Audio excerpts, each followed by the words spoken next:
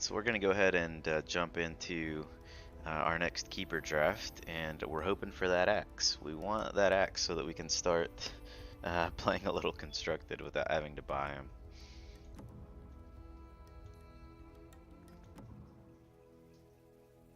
Well, that's no axe, that's a Lycan, and it's a very welcome first pick hero. We first picked Lycan in our perfect run last night, and can't say enough good things about this card. His stats are good, his passive ability is great, and his signature card, the Savage Wolf, is fantastic. So, I'm very happy to see him as a first pick hero. But what else do we want from this pack? We've got Hellbear Crippler and Omex Arena, so filler red card, or filler red creep in the Crippler, and then a pretty solid red improvement. I like the Omex Arena a lot. I don't like it as much as a lot of the streamers. You will see they'll pick this card very highly, or at least the ones that I've watched have, and I don't pick it nearly as highly as they do. In red-green, I do think it gains a little more value because red-green doesn't really have ways to draw cards, and this is one of the few ways that you can. But we've got a really powerful blue card here, the Satyr Magician. So if we thought we might venture into blue, this would be a great pick here. Black has two amazing cards, Disciple of Nevermore and a Gloaty Vandal. And if we were going to think we were going to be going green-black again, like we did last night, I would want to pick up the Disciple here probably. And then green's got some good picks down here as well. There's the Ramusk Blessing. We love to have one or two of those in our deck. Just a fantastic overall card that can be used between lanes. Intimidation is great as a one of. We always like to have one of those on our green decks. And then Avernus' Blessing is a really good filler card. Like I'm almost at the point now where I don't even really consider it filler. I just auto include it when I start building the deck before I go back and add in those filler cards. I don't know a time that it hasn't made the cut in our green draft decks. So, and then over here at the equipment, both of these are really good equipment too. It's just you don't want to be picking up equipment this early in the pack. You want these playable cards to try to figure out what colors you're in. So on a power level, if we were going to pick up a green card, it would be Ramusk Blessing, so we could go Lycan Ramusk. Or if we thought we were going to go blue, we would grab Magician, or black, we would grab the Disciple. It's so early to tell here. We know for sure we're going to be in green, right? So we could just pick up the Ramusk Blessing, because if we pick up a Lycan here, we want to go green for sure. And we don't know if we're going to be in these other colors. So even though the power level of Magician, Disciple, a Gloaty Vandal even, are probably a little higher than Ramusk Blessing, and yes, some people, they probably say the same about the Omex Arena, I think I'm going to grab the Ramusk here just because I know for sure that I'm going to be in green, and I don't know for sure what our secondary color is yet. So I think in this pack we're going to go Ramusk Lycan. Okay. And again, here there's nothing that really makes us want to go into a second color. If we had grabbed Magician, Friendly Fire would have been a fantastic card to pick up here. But because we didn't, I'm not so excited to just grab a Friendly Fire in this pack when there's other playable cards. If we had grabbed the Disciple, Ironfog Goldmine would have been a great pick here. And if we had grabbed the Omex Arena, smash their defenses would have been fine. But since we did not venture into one of those other colors, and we have, again, two really great green cards here, we're just going to stick with green and see what happens. Rebel Decoy is just an amazing card. We always play every copy of this we get. And two Ramusk Blessings, yes, please. It's just so powerful. Alright. Now here we kind of have to pick something that's not green. We'll grab the Avernus' Blessing, just because, like I said, at this point I don't even really consider it a filler. I'm gonna almost always play it in all of my green decks. It's just, what do we want the other card we pick up here to be? Not the red cards, because they're both really low quality, but these blue and black cards over here are all really high quality. And I think we're gonna go with the gold mine just because I've mentioned this so many times before. Black is, or blue is really weak in draft. Its heroes just suffer too much from the randomness of the arrows and the random hero placements in round one, that you just get so far behind on tempo, and your opponent gets so much gold from killing your heroes, that you really rely on those really late game 6-7 cost spells to get you back into the game. And if your opponent is able to play around them, if you don't draw them, the game you just lose, and there's not really much you can do about it. So we're going to stick with the blessing here to stay in green, and then we're going to pick up the gold mine, not necessarily signaling that we're going into black, but it's the best card in this pack, and if we do end up in black, we want the gold mine. So that's what we'll go with in this pack. Alright, there is nothing here at all. None of these are really playable. I have played these cards as filler, all of them, except for the Watchtower. I've never played that ever. It's a rare, but it's not a good rare. So I've played all of these as filler, but I don't like any of them. So in this case, I'm going to grab the Trebuchets and the Iron Branch Protection, but I don't think we're going to end up playing them. And if these had been playable equipment, we would have grabbed equipment here, but they're really not. I mean, okay, so we could grab Stonehall Plate. Because you can buy this early and it builds up over the course of the game, it's actually not as bad as most of the other armor cards. Doesn't mean that I'm going to play this, but I think I'm gonna go ahead and pick it up anyway, just because I'm not gonna be playing any of these cards anyway. So I think I'm gonna pick up Trebuchets here. Like, it's probably the most playable of those three cards, sadly. All right, I love the Stonehall Cloak, so I'll definitely pick that up. And then Cunning Plan is a good blue card if you're in blue, so since I wouldn't play either of those black cards, I'll pick up the Cunning Plan. Lost in Time as a last pick? Wow, no, it's a really powerful blue card, so I mean, if we did end up blue, it's a good card to have as to round out the deck. Alright, what do we got here? Lion, no. Enough Magic, okay, a really good red card. Blue, eh. Black, no. Assured Destruction, talked about this before, it will assure your destruction. Modifies all heroes with +4 siege, your opponents as well. Oh, but we have two really good green cards here, so, I mean, yeah, let's pick up the very, very good playable green cards. Maybe we'll go mono green. Ooh, a Luna. No. Luna's probably the most powerful blue hero, but I've had I've just had terrible RNG with her Eclipse card. Every time I play this, it does not do what I need it to do. We do have a Cunning Plan and a Lost in Time, so I mean, we've got a couple solid blue cards. Oh, what else is in this pack? There's Foresight, good blue card. Slay, so if we were going to be in black, that would be a card we definitely want to pick up. Bellow, good filler. Arm the Rebellion, yes.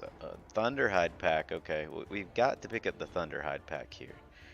And then we have some other really, really good green cards as well. So I don't think we're going to grab the Luna here. We're not going to grab the Luna. We don't want to go in blue if we can help it.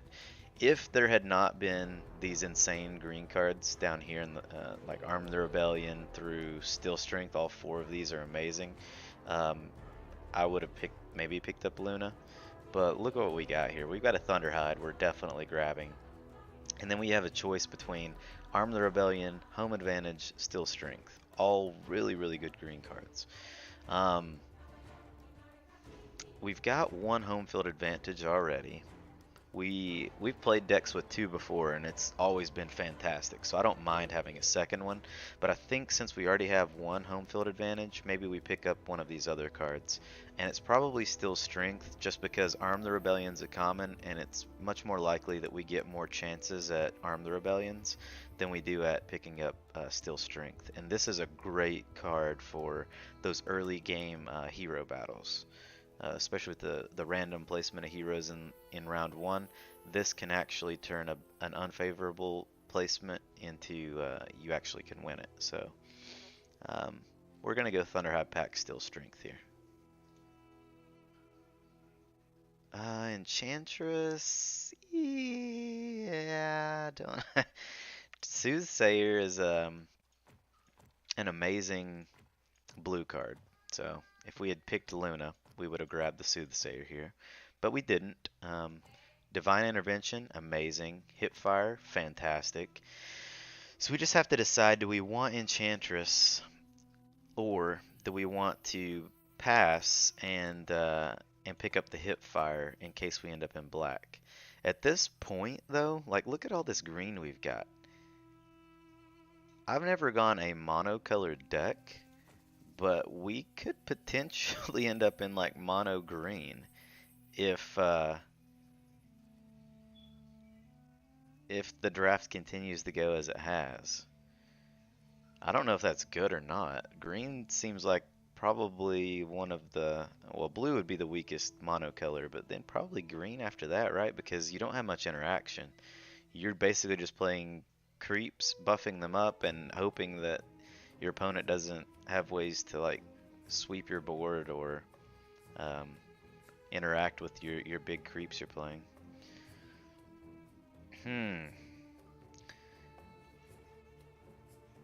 Enchantress I've grown to dislike a lot more than I used to. I used to rate her pretty highly,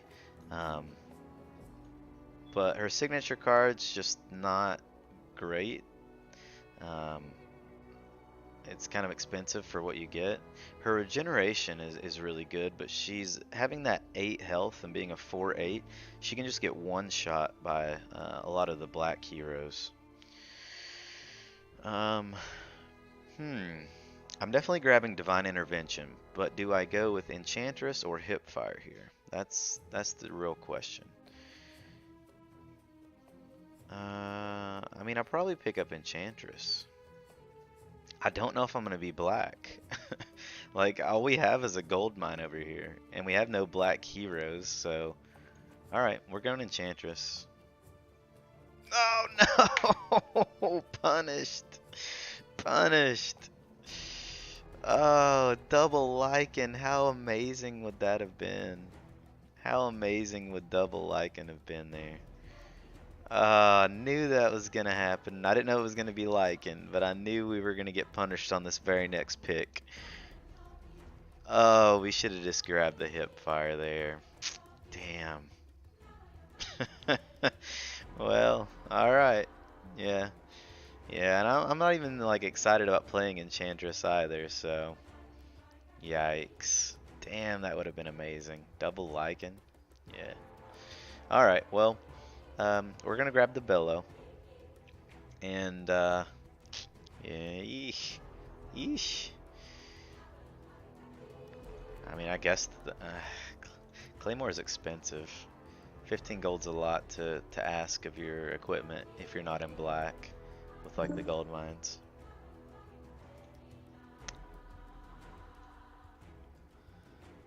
All right. We'll go Bellow Dimensional Portal, because Dimensional Portals is extremely powerful if you're in blue, so... Compel's great if you're in blue. Rookery's fine. Okay, another Intimidation. That's very welcome.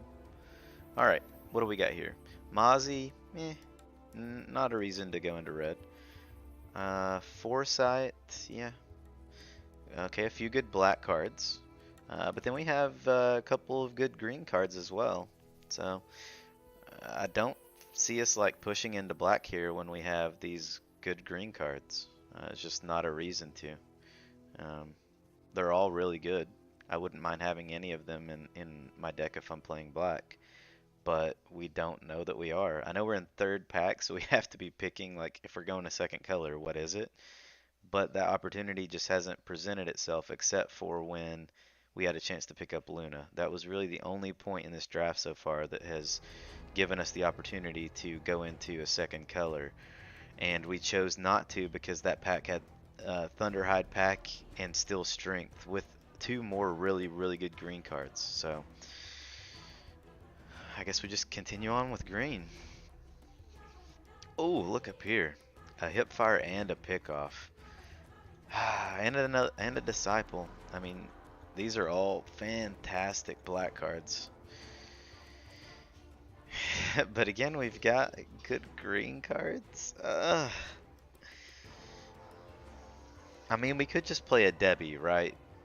Like, we could just play a Debbie with some removal. Yeah. Like, we want the Rebel Decoy, don't we? We have one, but we want a second one. Why not? And then we've got, what, Caught Unprepared, which is a fine card. I like it a lot. A lot more than I used to.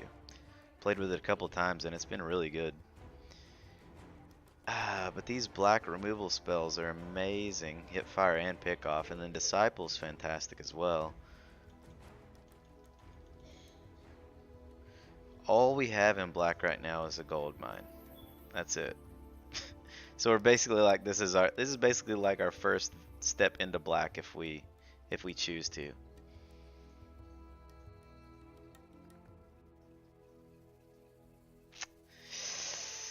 We would go, what, Disciple Pickoff if we thought we were going to be in black? I think so. I think that's what we would do.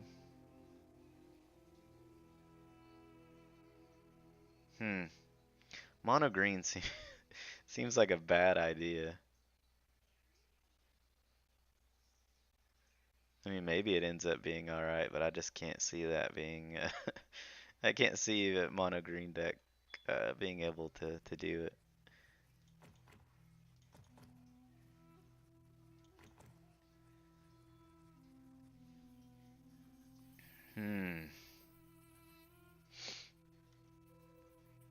I mean, it's now or never. Like, we have to switch over into this second color if we're going to, or at least start picking up playables in that second color if we're going to. We've got some playable blue, but I do not want to be in blue. All these are playable. In black, the only playable is the gold mine.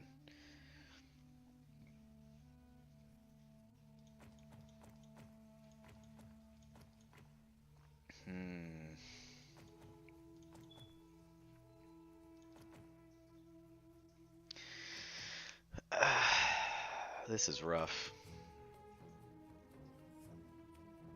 I think I'm gonna pick up the green cards here, guys. This is probably gonna end up being a terrible, terrible run. But I think we have to pick up the green cards. Like, if we pick up these black cards and then the next picks don't give us any black, we're not splashing Debbie for a Pickoff and a Nevermore, I don't think. It would be like Goldmine, Pickoff, Disciple with a Debbie. I mean, it could be worse, I guess, but...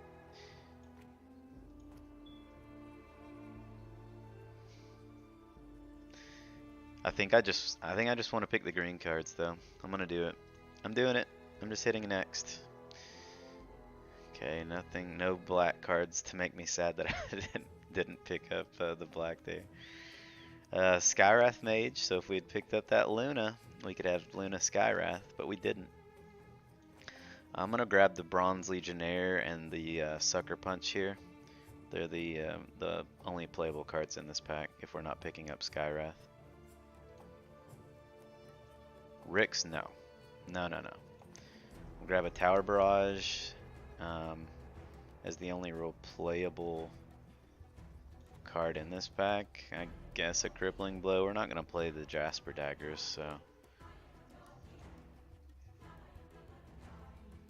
Okay, we'll grab a Juke and a Broadsword. Then we got a Timber Saw. Alright. What do we got here? Venomancer, no. Lost in Time, eh. Bolt of Damocles. Yeah, we're not going into blue. Intimidation, so we already have two, I think. So a third intimidation, sure. Why not? Why not? I like Alter the Mad Moon. I just wish it was all creeps. I don't know why it had to be just melee creeps. Just melee creeps makes it not powerful enough, in my opinion. So I'm just going to pick up Intimidation Keen Folk Musket here. There's really nothing else in this pack. We could pick up the Bolt just because it's a rare, just to rare draft it. But we'll actually play Keen Folk Musket, so I'm just going to grab that here. Rix. Stop it, Rix. Stop teasing me for being basically a mono blue deck. But look, we're not getting anything from the other colors either. So, I mean, there's nothing in this pack. Like, the Hellbear Crippler is a filler red card. And other than that, there's nothing, no other playables in this pack, really. So I'm just going to snag this rare. Oh my god, Mist of Avernus. This late? This late? Oh my god. Okay. Alright, we'll take it. And then what do we have? How much play... Alright, we need to see how much playable green do we have right now. Because it almost feels like we're going to have to be mono green unless we get some really, really insane picks in other colors, like, and are able to splash for them. We would play Juke, Bellow, Martyr, Blessing, Decoys, Blessings, okay. We would not play Cleansing Rite. Okay, that's the only card we wouldn't play. Wait, does this 40 count the equipment? No, it don't. Okay, good. So we have 40 cards, or wait.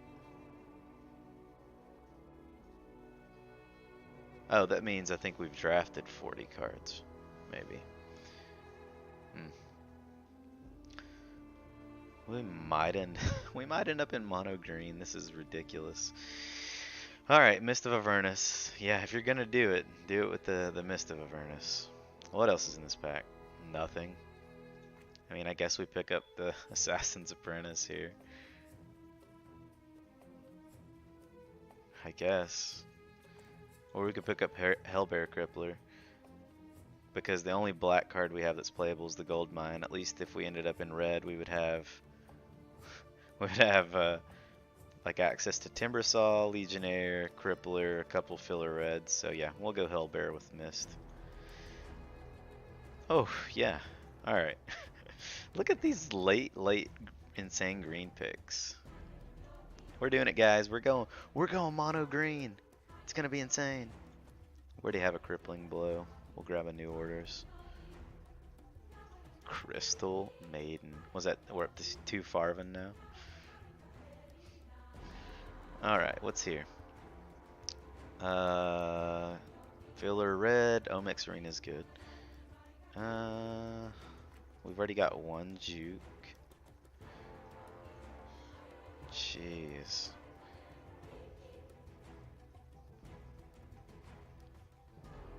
I almost feel like we're gonna have to play red. And splash like one Keef into this almost mono green deck. So we can go Legionnaire, double Hellbear Crippler. Or we could even use the Timbersaw actually. So that we don't have to worry about Keef's really bad signature card. At least Whirling Death is a pretty decent signature card. So what would we do? Like Omex Arena with Caught Unprepared, if that were the case? Because we don't, I mean, we could pick up a second Juke instead here. So we can like swap like our bad hero placements in round 1 around if we want to. We'd have more access to the Jukes.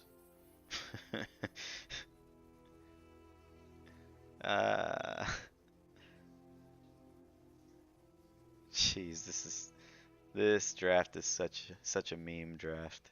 The mono green meme. All right, I'm grabbing the juke here. Ugh, the green. The green is gone. The red, it's not playable though, so it's like, well, didn't really matter. Another bellow. There's a sleigh and a keenfolk turret.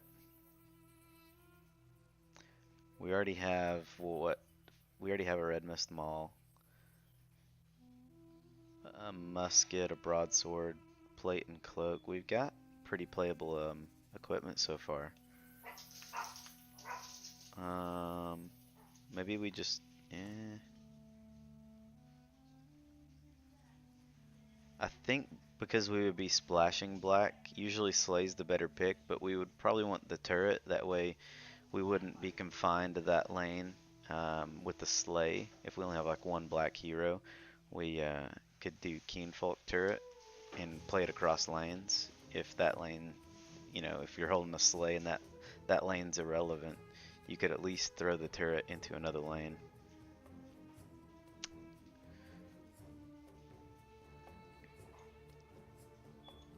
What are our playables? 1, 2, 3, 4, 5, 6, 7, 8, 9, 10, 11, 12, 13, 14, 15, 16, 17, 18, 19, 20, 21, 22, 23, 24, 25, 26, 27, 28.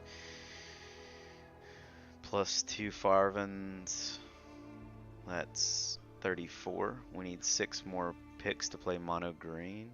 Wait, no? Because we'd have another Farven potentially if we don't pick up another green hero.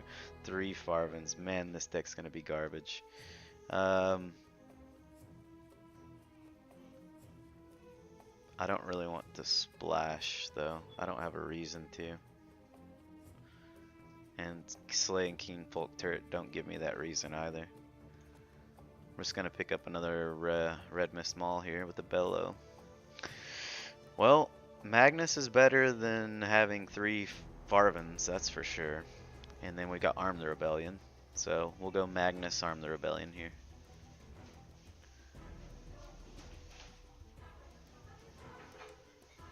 Nothing. Nothing for any color though.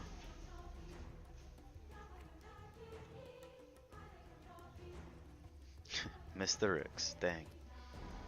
Dang. Alright, the mono green meme.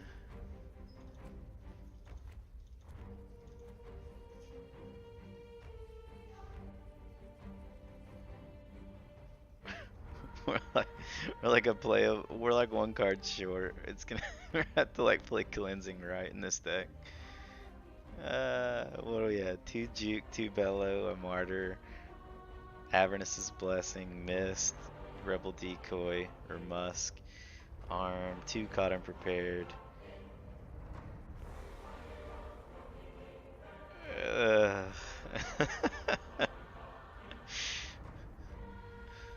The mono green meme. Here we go. We gotta play the Cleansing Rite to get 40 cards in our deck.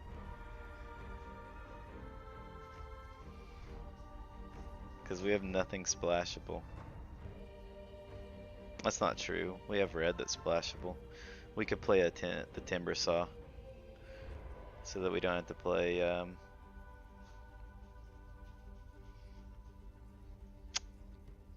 the Cleansing Rite.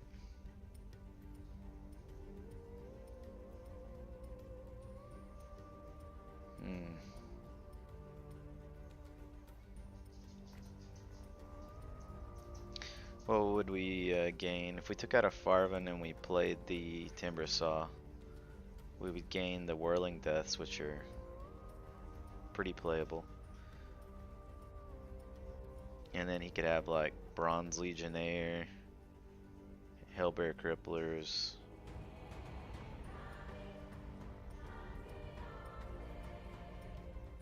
It would allow us to take out some of the junk. It's just whatever lane he's in, we're not going to be able to play the majority of our cards. Like, he's pretty much going to be... he would pretty much be just a hero, and we may never even draw the red cards from the deck, so whatever lane he's in, he's not getting to cast anything. So I think we just have to go with the Farven and play the Cleansing Rite, unfortunately. It's really our only option. So this draft is a prime example of why you really need to kind of be a little more aggressive with your secondary color. And we can point this back to the pick where we had the chance to pick up Luna. It was the only point in this draft where we had a chance to split off into a second color.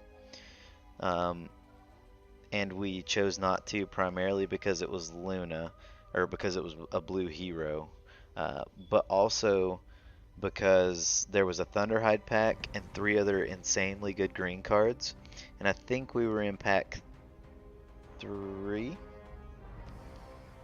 Yeah, we were in pack 3, and it was early pack 3, and we didn't really want to go blue, especially when there were those extremely powerful green cards in the pack.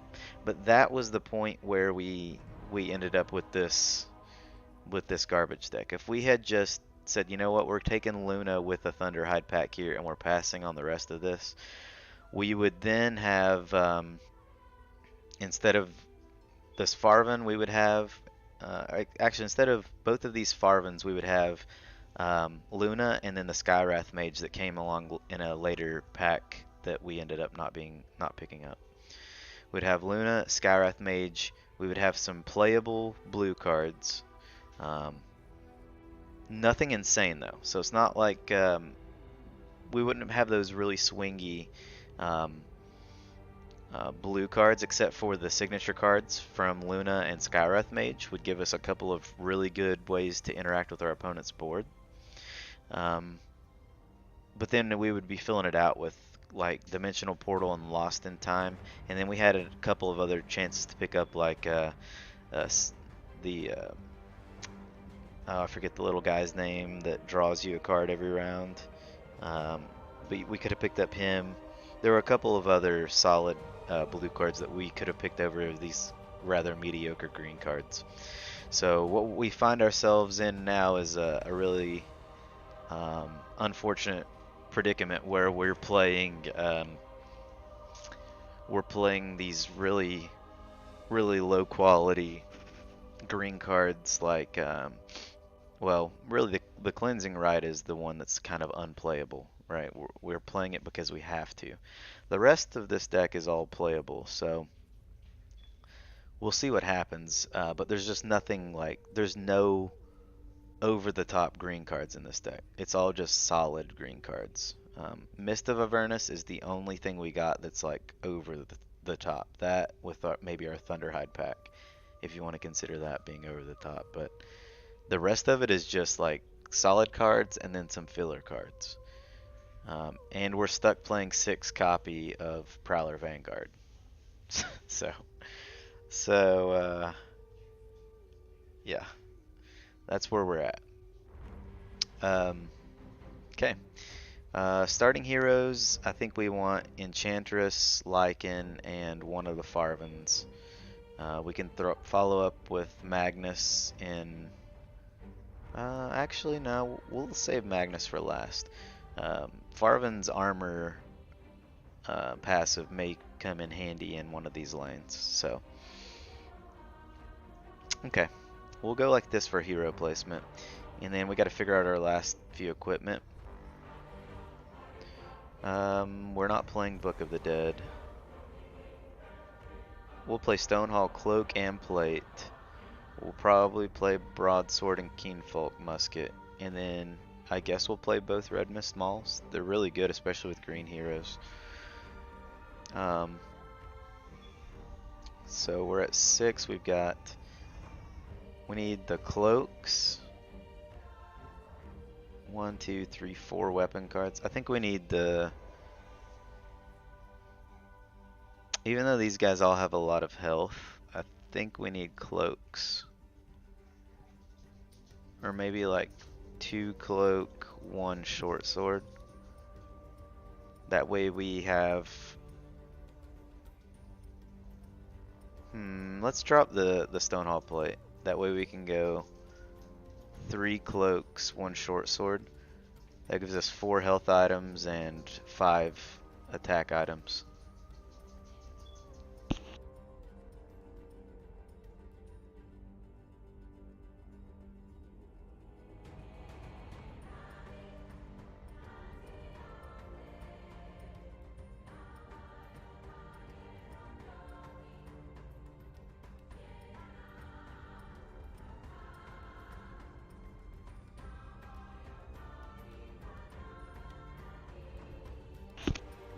Alright. This is gonna be it, I think. The mono green dream. Can we make it happen? Alright, this is gonna be interesting. What's our opponent gonna think when they see 5 green heroes coming at them in their 3-color deck here with solid heroes? We've got mono green. All I know is we need to have like Mist of Avernus every game, and we didn't get it this one. Alright, do we need to Remusk?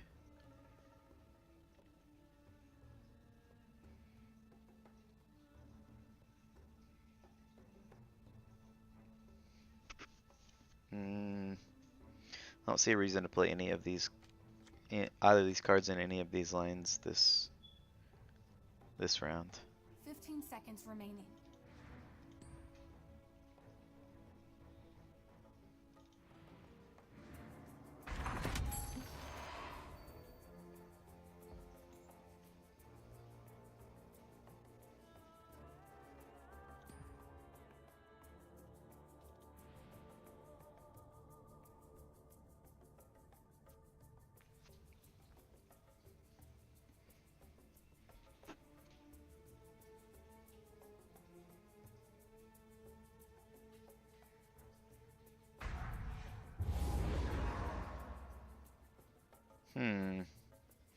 Pick a fight.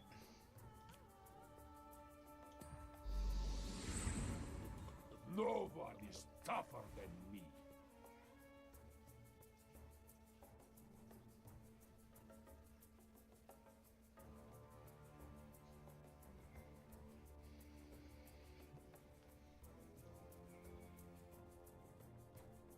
Have to use the Remusk there, unfortunately.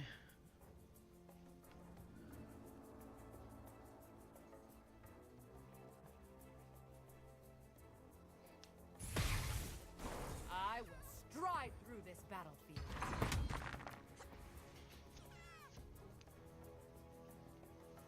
This battlefield is mine.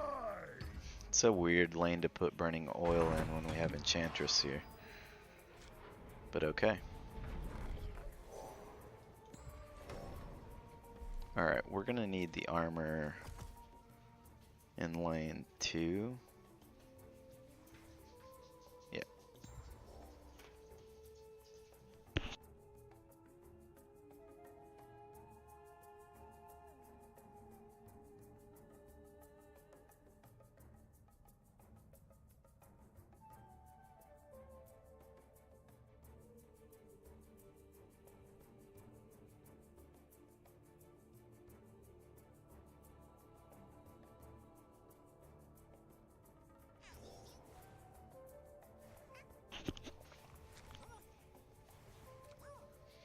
So he's fighting in lane 1 with the Earthshaker.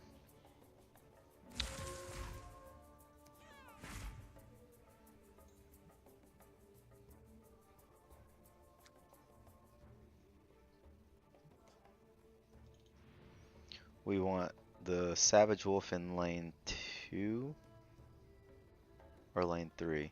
We don't want it in this lane. We want it in one of the other 2. So in this lane we could play Martyr. I think we just play a Vanguard here though. Tell us what you need, Shaw.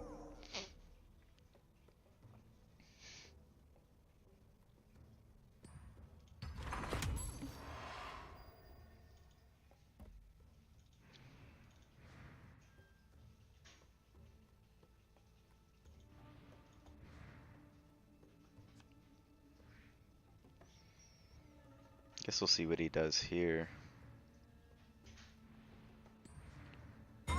Oh, dueling my Lycan. Gee.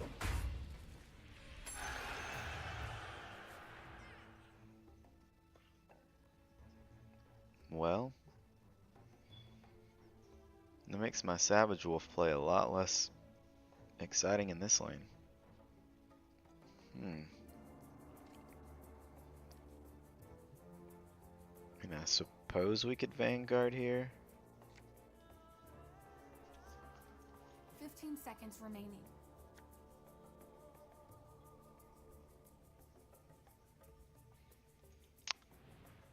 I mean, if we're gonna fight in this lane, I guess we have to play the wolf.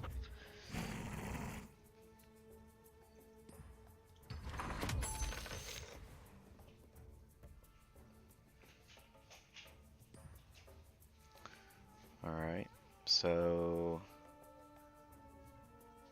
we don't need the armor in this lane. We could play the martyr.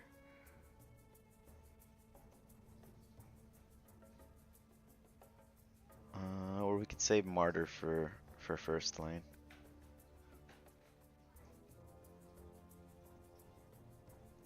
I don't think this lane really needs anything right now. 15 seconds remaining. We could start pushing with the martyr, but oh no, he's got the oil, so only the Enchantress's neighbors are gonna get that regeneration, so we just kind of have to leave it like this for now. We've got no gold. Oh, this is not going well. Guess we'll throw Magnus in lane 2 to help fight against the Legion commander.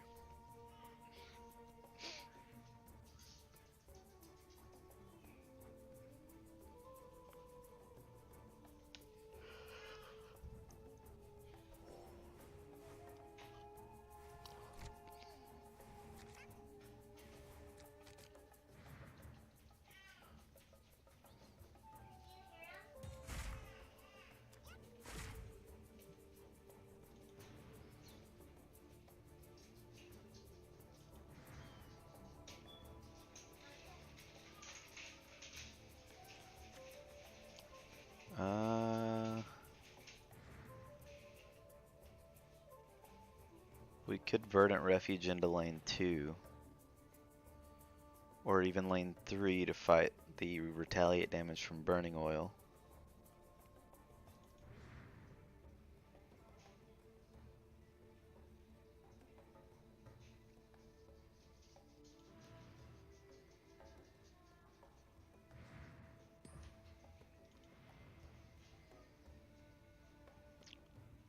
We could just Divine Intervention in lane 2.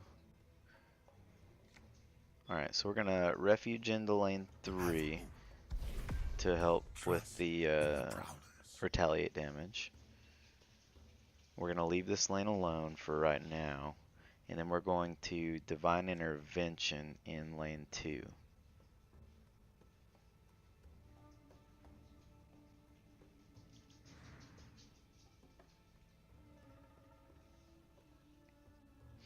Mono green might actually be the worst color to go mono, because it has every other color has a way to deal direct damage to opposing heroes or creeps.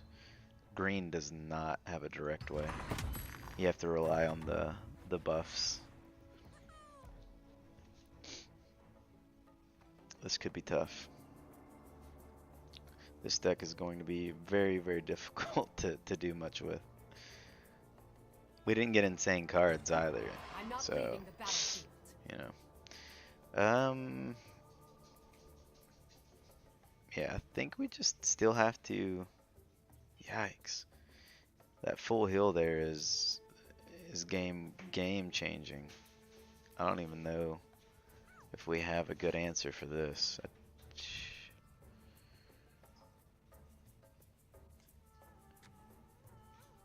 We could throw Legion Commander out of this lane. If she goes into lane 1, it would be good. But this lane, it would be bad. And then 5 seconds remaining. 3, 2, 1. Alright, we're just gonna throw this guy into the lane.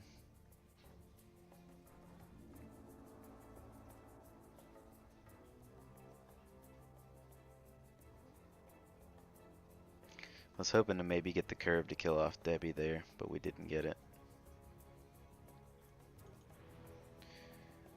Debbie's no accident. To kill off this creep would be backbreaking in this lane right now.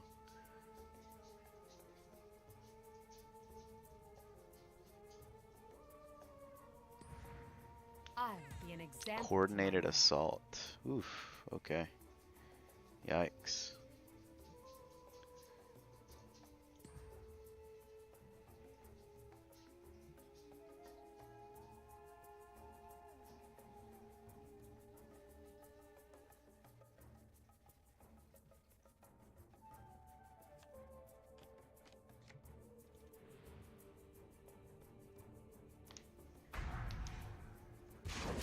I'll take any advantage I can get. Alright, so we're gonna have to bellow to save this guy.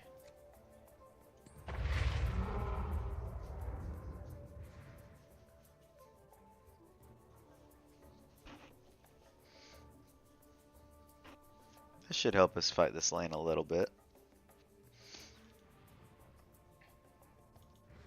Start pushing through some damage on these creeps. Ah! Not anymore. Killing both of my heroes. Like, one was not... I wasn't happy about it, but it was okay. But both of them? Yeah, we're in trouble. We are in trouble. I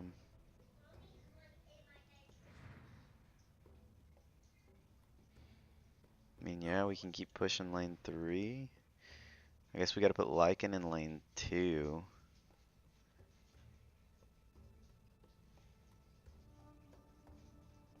Seconds remaining.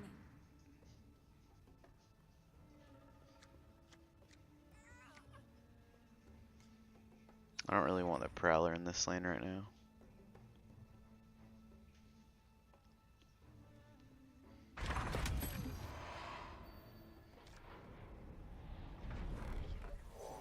We actually have some gold. We can get both the cloak and the scroll.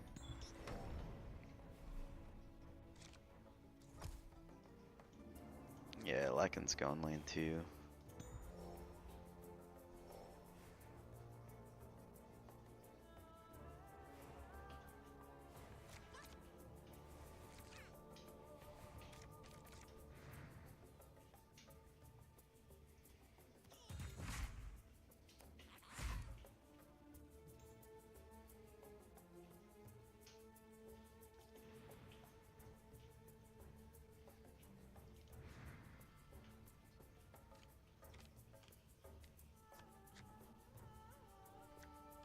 I don't think we do anything in this lane.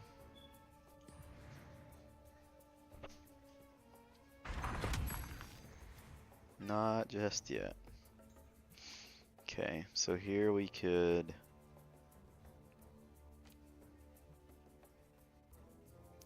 We could play Empower. But that's probably not what we should do. Now I get the arrow on the martyr. Now we get it. We could play the selfish cleric here. 15 seconds remaining. Probably have to. By helping myself, I'm helping all of us.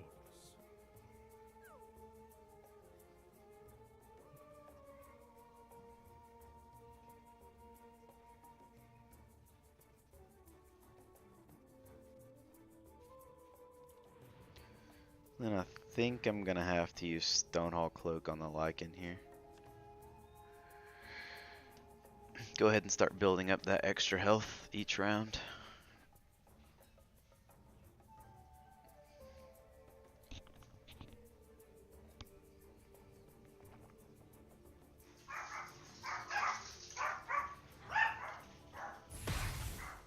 Raise the bull snake. Okay. I'm ready to fight. My goodness.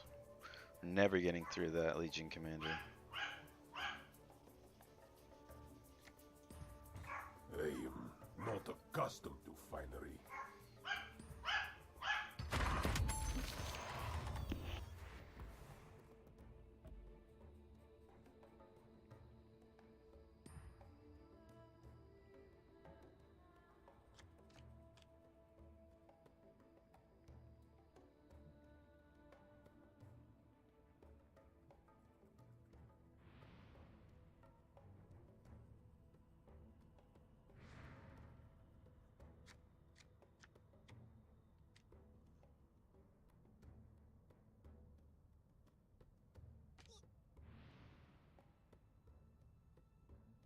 Seconds remaining.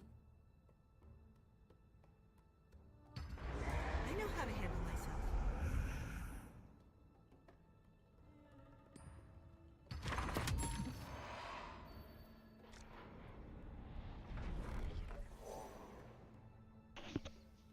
Eight gold, so we'll probably take the cloak and the fountain flask here. I think what we're gonna do is, so he's got an Earth Shaker. I'm thinking he's gonna put Earth Shaker in lane 3, and then he can use the Earth Shaker's ability. I'm thinking that we can use Intimidation to get the Legion Commander out of lane 2. It's just gonna be scary if it throws it into lane 3. That lane 3 is definitely Earthshaker lane. So maybe we could push. 15 seconds remaining.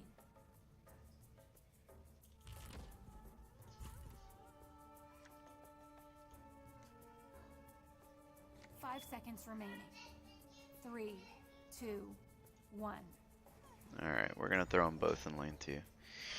Earthshaker's gonna get in there and just wreck lane 3, so we didn't want to be anywhere near that, and I didn't really want to put another hero in lane 1 right now either. We've already got one that's kind of stuck there. He has no equipment, so Caught Unprepared, it could be really good here. We could Caught Unprepared actually on the Earthshaker. That'll keep him from casting, using his ability or casting his signature card Echo Slam. So I think we're gonna try to catch the Earthshaker unprepared. That is our plan. In this lane, we don't really need to do anything still. Just not much happening there. He has initiative though.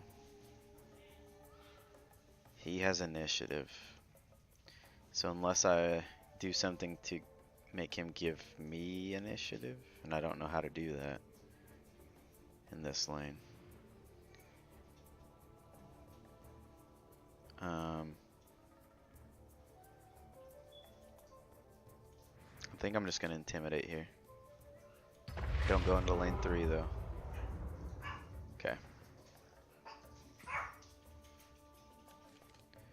And then I'm gonna get Enchantress out of lane 3 maybe.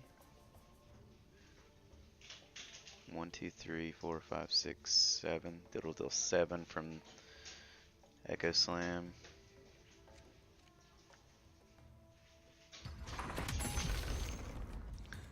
Alright, so we got lane 2.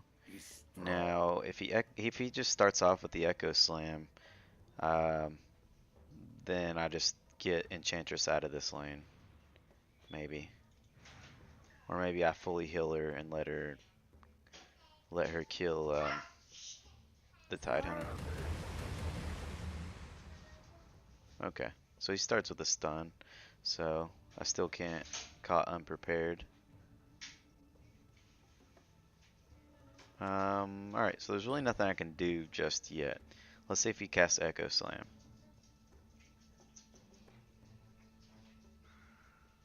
If he Echo Slams, he doesn't. He doesn't have the Echo Slam.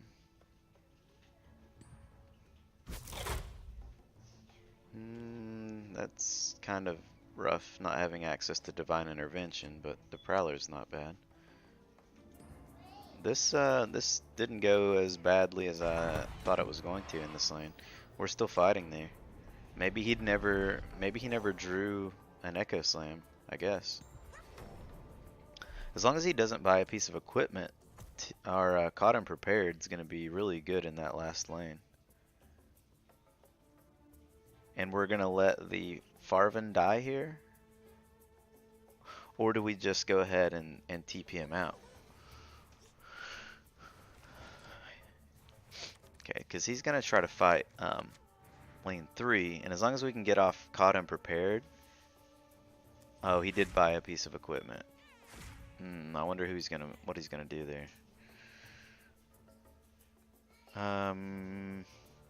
We could just get Farven out of this lane to fight lane 3. Or we could get one of these guys out of lane 2. Let Farven die, get one of these guys out of lane 2. That's better. Yeah, that's a lot better. Okay, that's the plan then.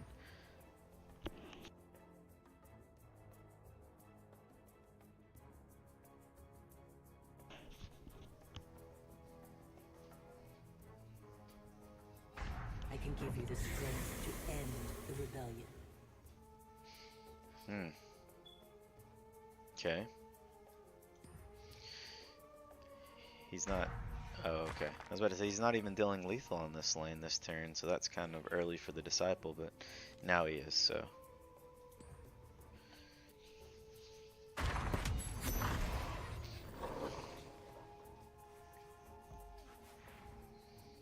Now in this lane, we've got to get one of these guys out. It's got to be Lycan. Are you hungry, my friend? It's got to be Lycan. I mean, it could be Magnus. Magnus has the most power. Oh, he's getting 2 of that from Lycan. Never mind.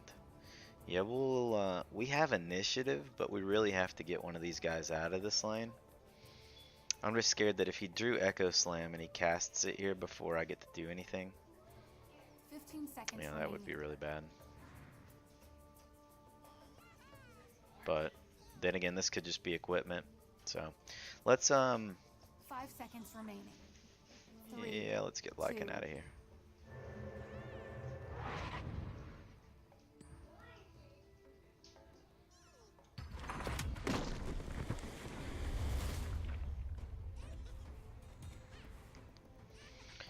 All right. Now let's see if he's got like the Echo Slam now. Yeah, there's the Echo Slam. Okay. So he did have it.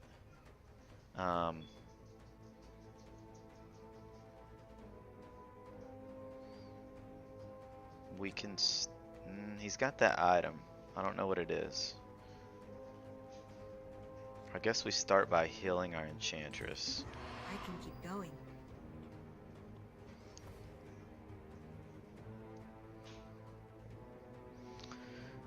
And then we could even play the Prowler Vanguard here in front of the creep, and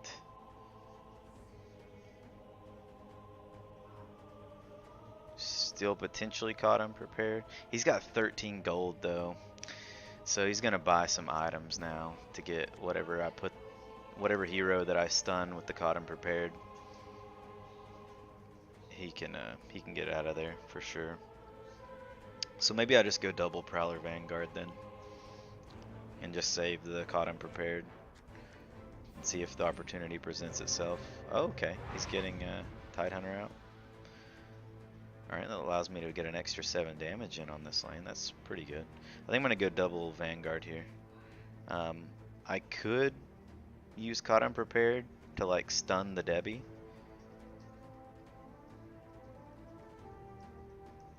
We're definitely playing 1 Vanguard. They're not going to be able to move us.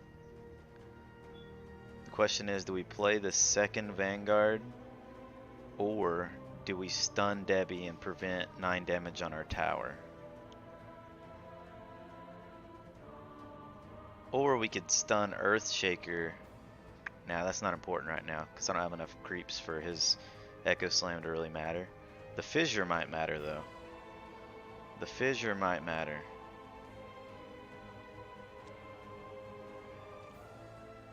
I think we just go double Prowler Vanguard here and save the Caught Unprepared. I'm ready for anything.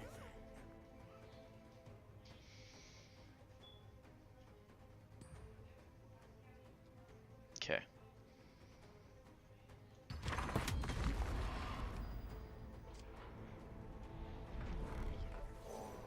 Alright, we only have 4 gold, so we'll just go ahead and take that flask, I guess. Actually, we don't need to because nothing's damaged right now. I suppose he could cast 15 seconds remaining.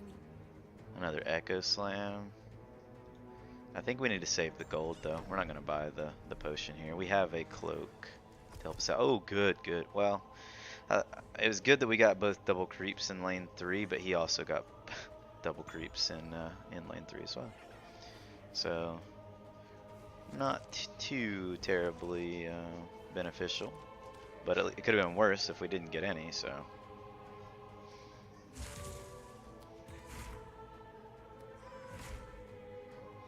We can Verdant Refuge into lane 3 from lane 2. That's pretty good. Double Verdant Refuge.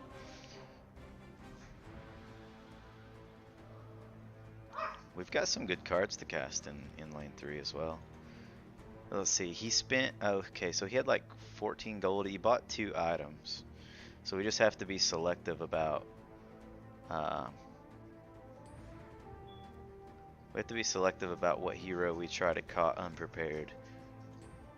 We have to try to get him to, so one of them was a draw card, so really he's on, what, he bought maybe about like a 7 gold item here. Furline Mantle, maybe a broadsword, maybe a blink dagger if he has one of those in his deck. So if we bait out that item, we could. It's almost here. I don't think he has a 2-turn lethal on this tower. I think I still have this attack plus 2 more.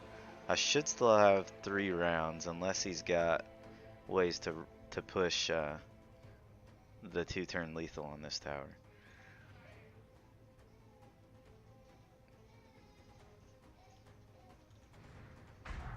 Blood will be Oh, so it was the broadsword. Okay, so he is going to try to push 2-turn lethal, but now we can Caught Unprepared in lane 3.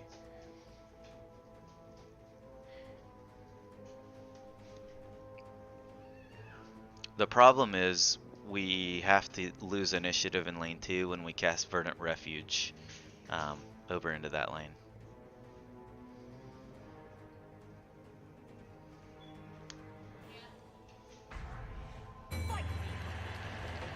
Yeah, he's really going for that 2-turn lethal. Yeah. So we may have to throw Farvin in lane 1 next round just to slow down this lethal. Otherwise we'll lose that tower there. Alexa is safe in our care, Magnus.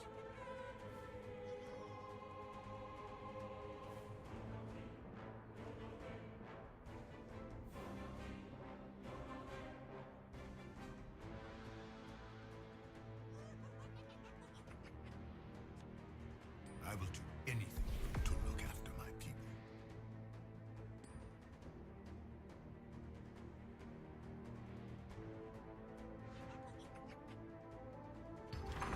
You do the same for me.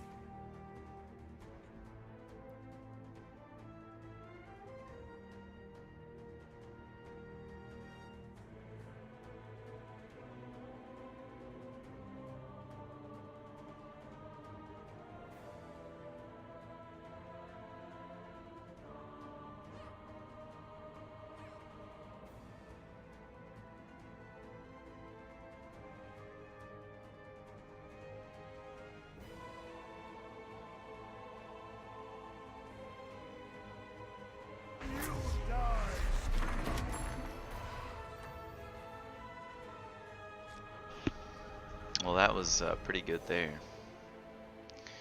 That was really good there.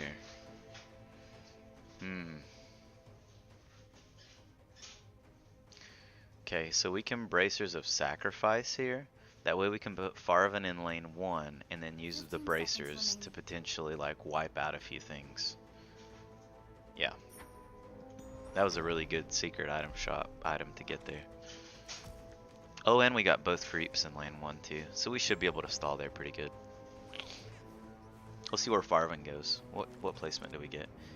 Not perfect because so the good thing is we can, well, he's got duel too.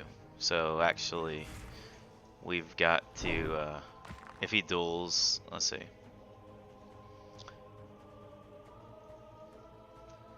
He would be dealing 10 plus the 2 retaliate.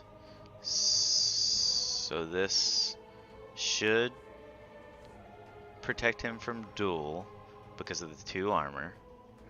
And then we can use it to deal the damage there. 15 seconds remaining. I stand with my allies.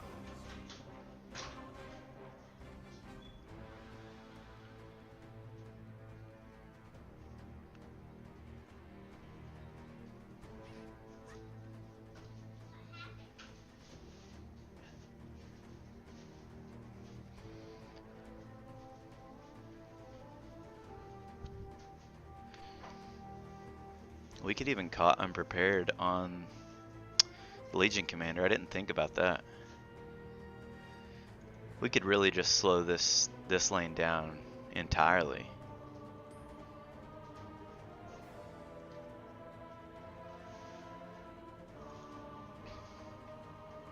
Let's do that.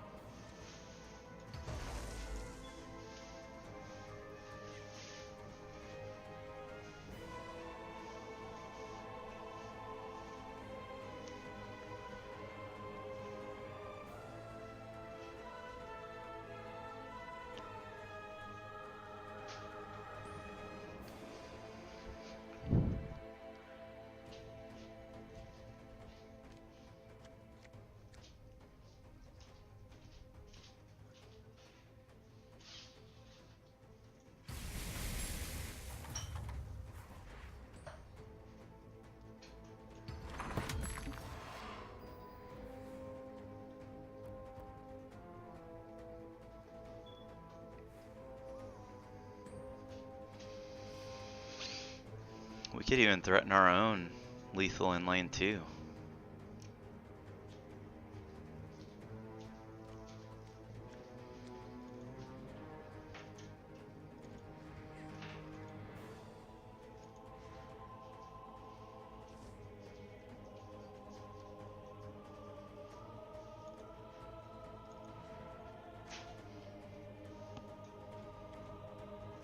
Seconds remaining.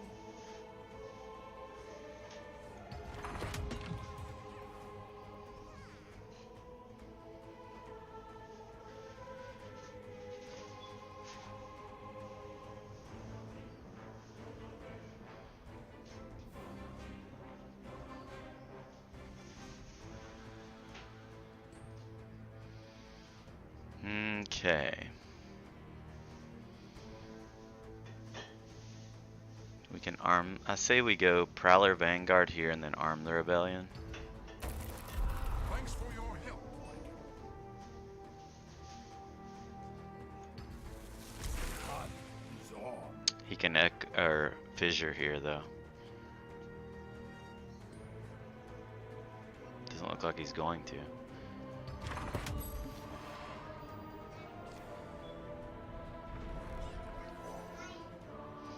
Alright, we have 14 gold. We'll take the musket. We don't need the hill. We'll just take the musket here.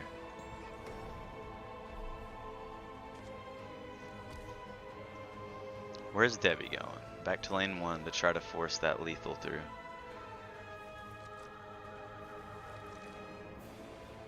We need to get Divine Intervention off in lane 3, but we need initiative for that. So, we'll see if he plays anything here.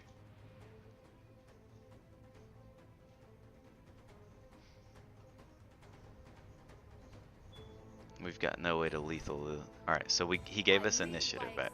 So we're good. Because now all we gotta do is Divine Intervention in lane 3 We just can't cast anything till then, and that's fine.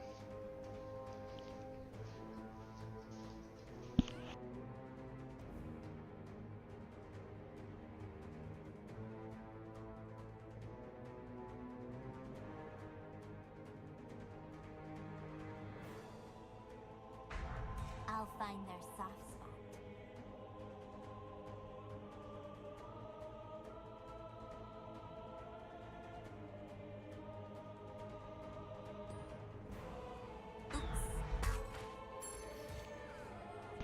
What the hell? Alright, well. Yeah, sure, there's that. I mean, yeah. Yeah, the coordinated assault was not expecting. I mean, I knew that Debbie had the coordinated assault on her though, so I should have been considering that. I should have threw a little more stall into lane 1, but I thought that after that last turn in lane 1, I thought we were golden there. Did not think I would have to worry about being lethal that turn. He had at any cost with Sanctum and Magician, Remote Detonation. So his blue splash was good. Like, that's a blue splash that, you know, is pretty reasonable.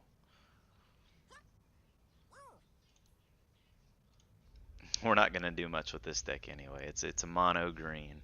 We have no interaction. We're basically just relying on our opponents to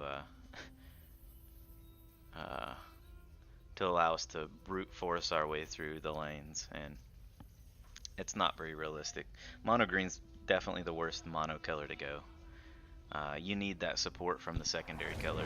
Mono green's fantastic about getting like the creeps down and the buffs in to push a lane, but if you don't have ways to interact and like pick off opposing heroes and do a little extra damage like with sweeper effects or single target damage, you really suffer from that, and green has none of that. Green's the only color that has none of that. So we have learned our lesson. Do never try to go mono green. You're gonna have a bad time. It's like pizzaing when you should have french fried. Alright. Looks like we want to save the Bellow, but that we want to Remusk Blessing in any of these lanes. If we're going to do it in one, it would be this one. Maybe we just wait.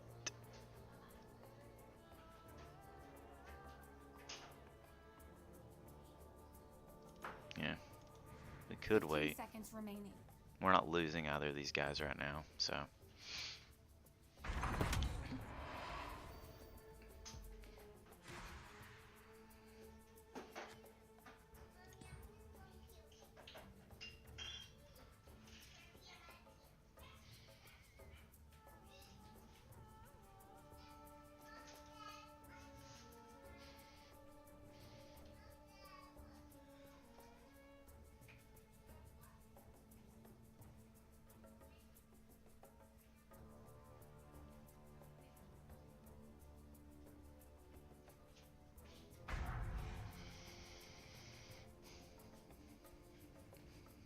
Okay.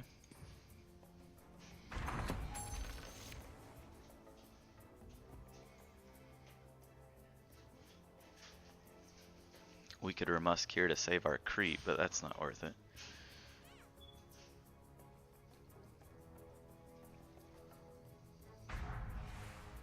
For the glory of Stonehall.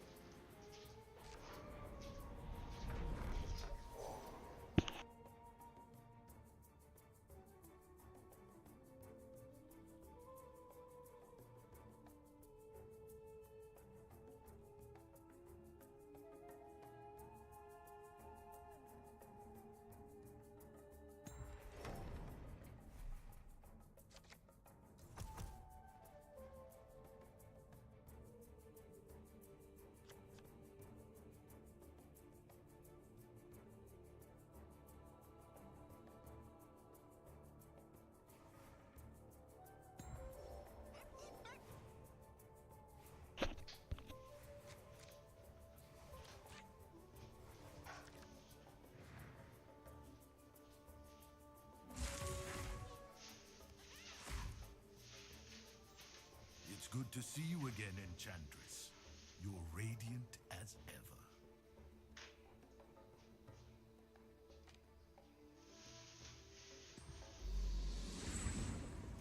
I'm invigorated.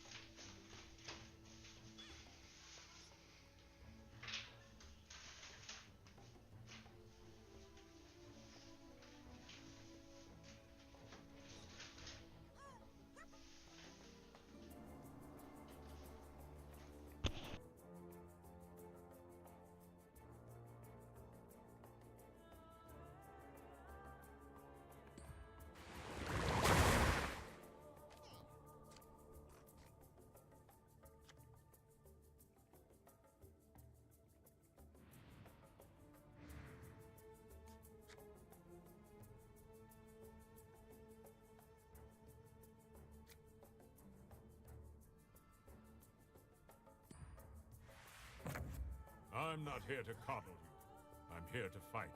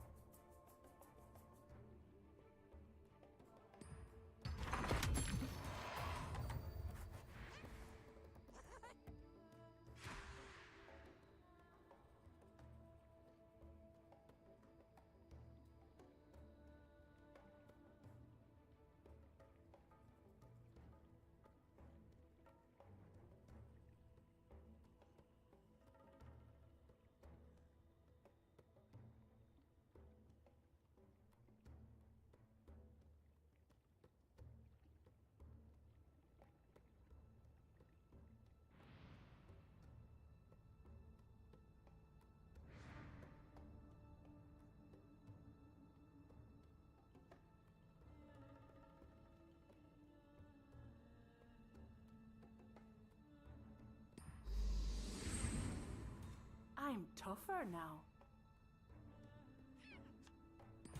Take.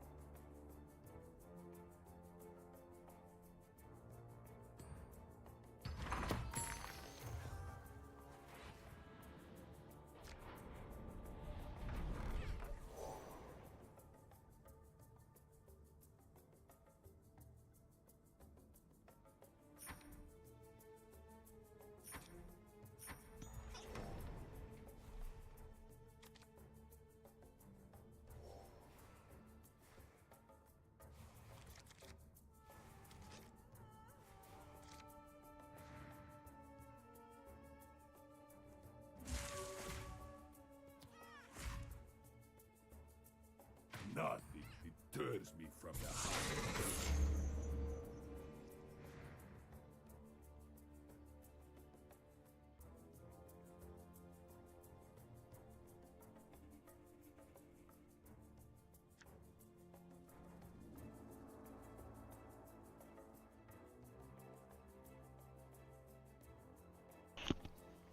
What's up, Matt?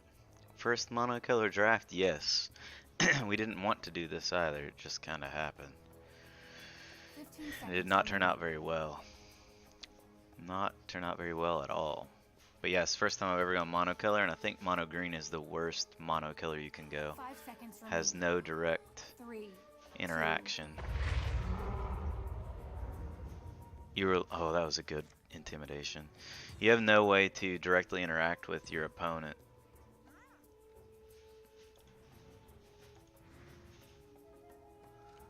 You have to rely on your creeps and your buffs, and it didn't work out last game.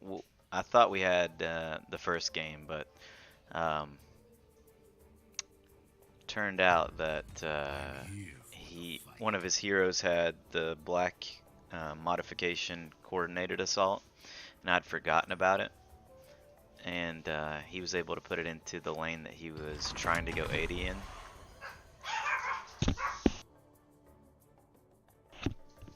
And he got a bunch of triggers on the coordinated assault modification and was able to deal lethal on the 80 lane. But it was a pretty intense game. I thought we had it up until that point. Alright, we could intimidate the protector out of this lane too, but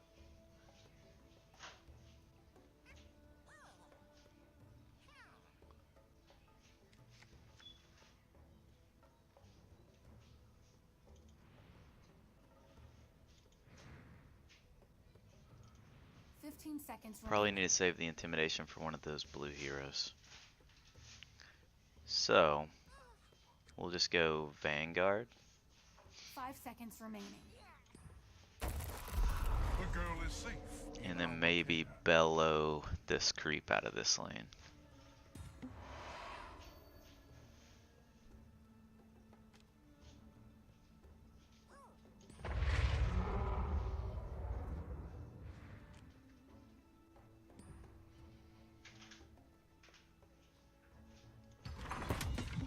That's better. Lycan, your wolves are under my protection.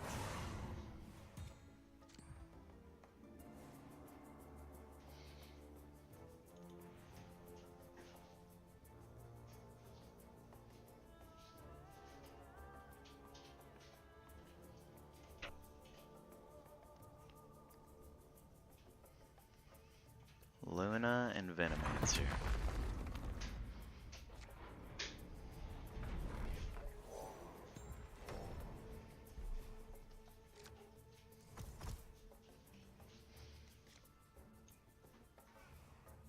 Double Farvin in lane 1? Yee.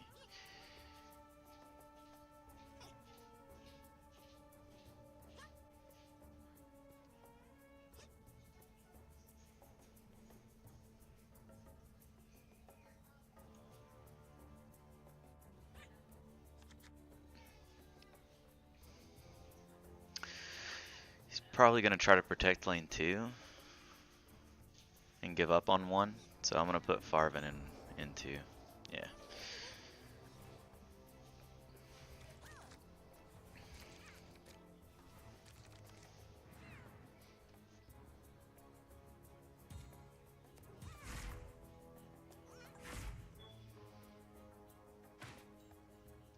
We have initiative, so we'll keep that.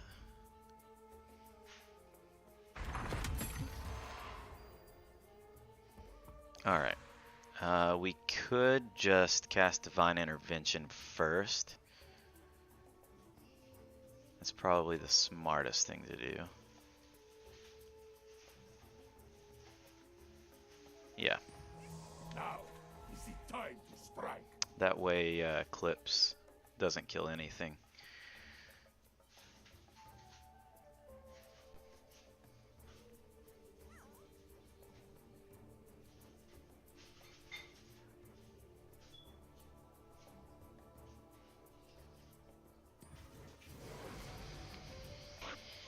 Okay, slowing down with Dimensional Portal.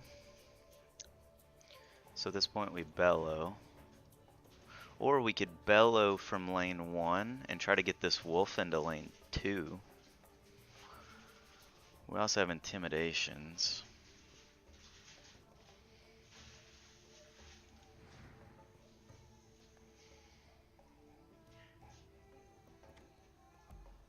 Bellow would get us through an extra 6 damage here though.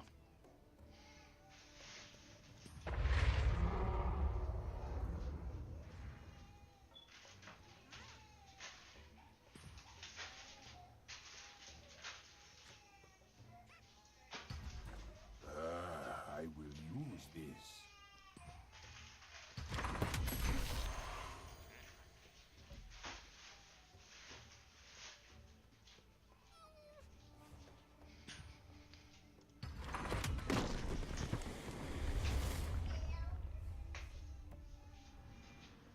It's not like blue has anything good at 7 mana.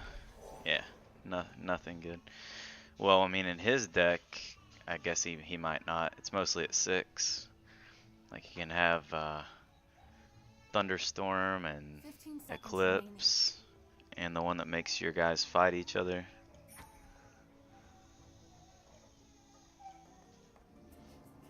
remaining. 5 seconds remaining. 3, 2, 1.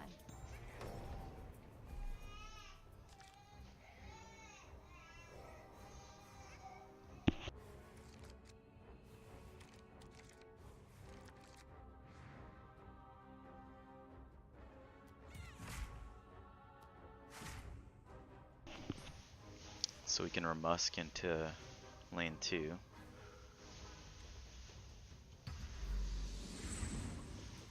I can endure anything.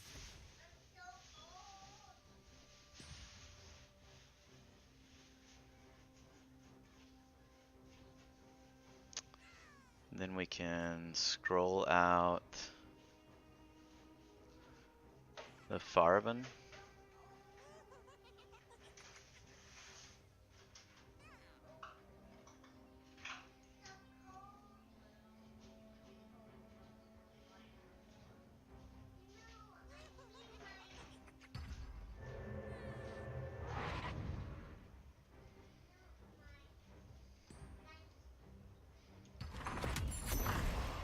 He's got no items in his hand, so this Caught Unprepared can prevent spells out of green if we want to stun the, or we'll, yeah, or we could just use Intimidation to get things out of the way, or we could go Caught Unprepared plus Savage Wolf's pretty good too. Thunderhide Pack though might just be enough to end it. My daughter.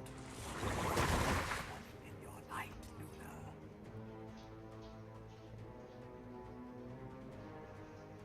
Luna. Maybe we just Thunderhide.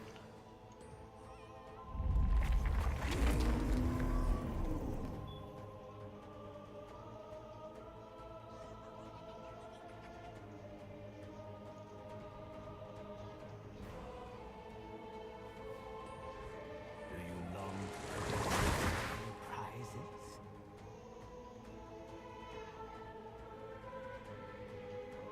Haha, we did it. We did it with mono green. This is the mono green meme. Bad RNG for an opponent? I know, right?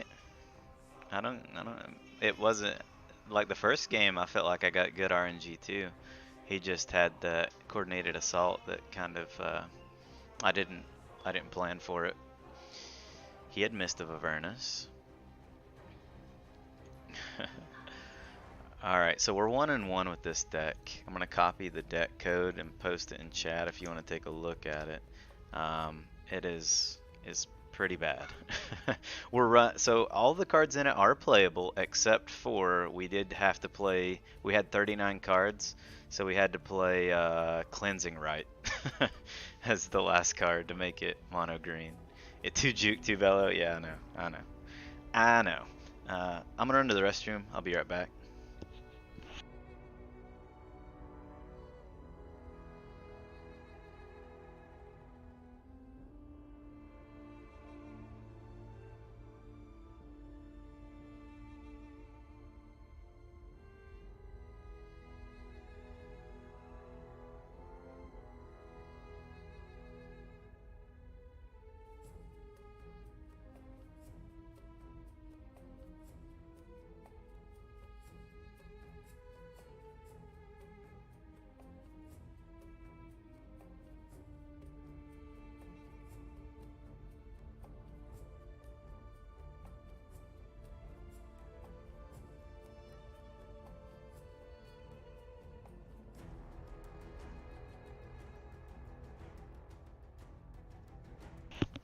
All right, I'm back.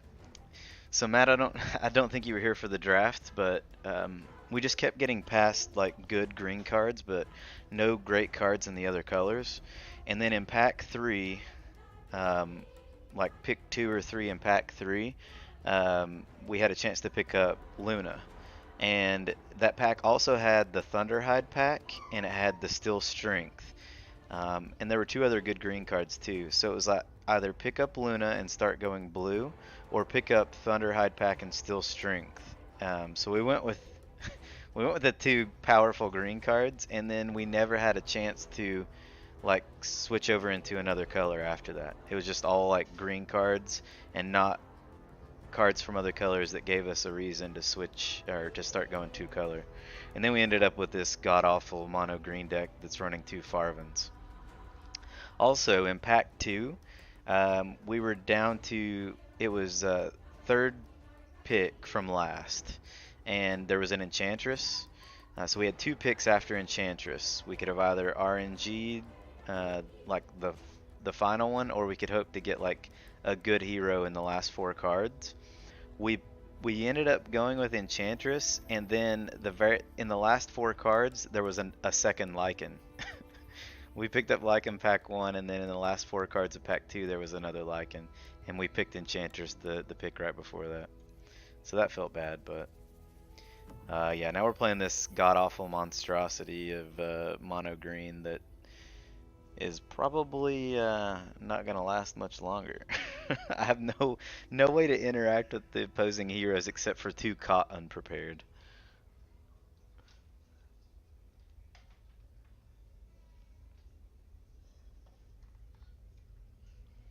That black-green deck ended up going the perfect run last night, by the way. Right after you got offline, that last game that we were in ended super quick. We had a really aggressive start with the deck and closed out the game on turns with 6 mana. The game was over. And we looked at the opponent's deck afterwards, and it was insane. Like, if the game had gone much longer, I don't think there's any possible way I could have won. But I just got lucky with the really aggressive start.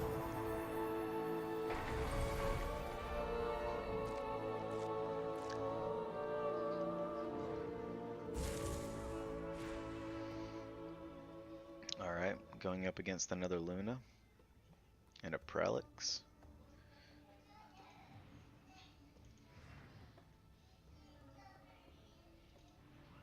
Where do we want the pump at in lane 3? We want the blessing in lane 3 to kill off the Sorlicon. Okay, do I need to move heroes around any with the Rebel Decoy? Not really, so we probably just play the decoy into lane 2 to get Lycan's buff. And then we just keep lane 1 as it is.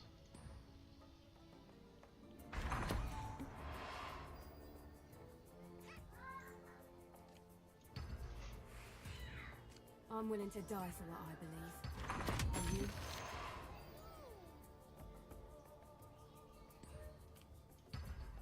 I'm stronger now. Alright. Not a bad round 1. We have 5 gold. Our Farven in lane 3 is almost dead. He could use the heal.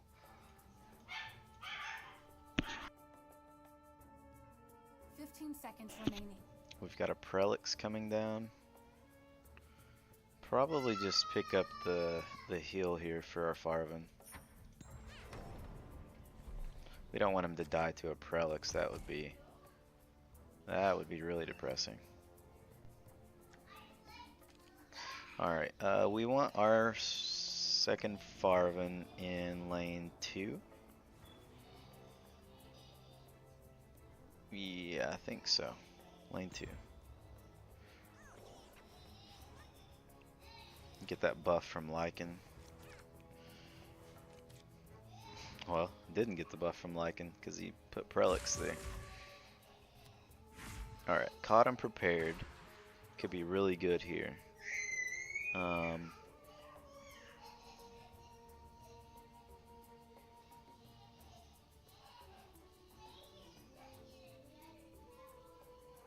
He has no items yet. We're gonna heal the Farvan in lane 3 with the salve.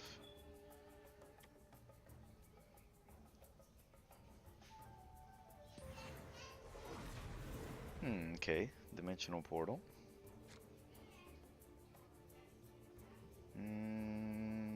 Okay, I don't think we do anything in this lane.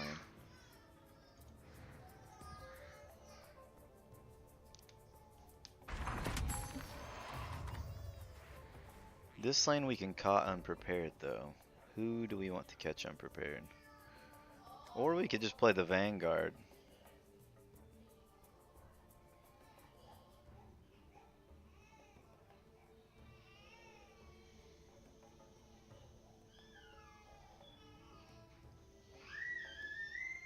Probably catch the Prelix unprepared. 15 seconds remaining. Just kind of ignore the Enchantress for now, maybe. Let's do that.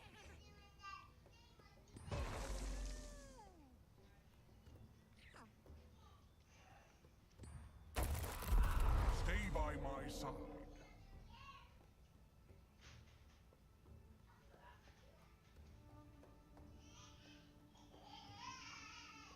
So if we swap Lycan and this guy out, he's going to take 2 damage, but then at least we kill off both creeps. Hey, over here!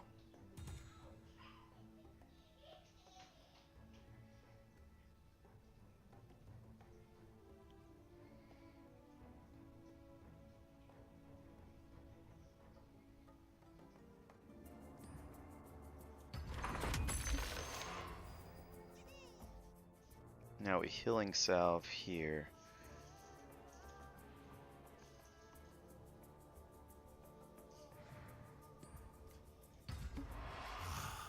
And do we want the Vanguard in lane 3? Probably not. We're just gonna save. 12 gold. And he can't buy any items to get his Prelix out of stun. Alright, we can Keenfolk Musket. And a cloak.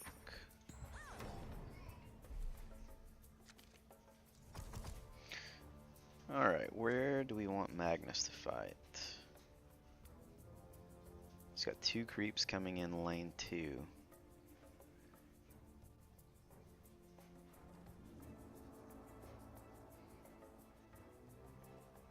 Probably want Magnus in lane 1.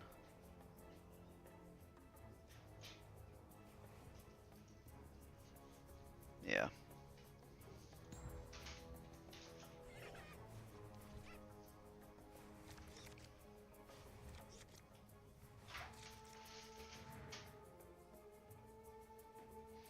He got the good placement with Sorla. We have 2 juke though. Tell us what you need, shop.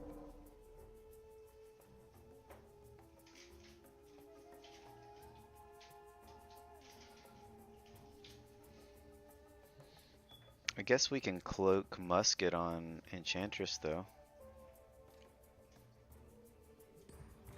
I was hoping for one of these.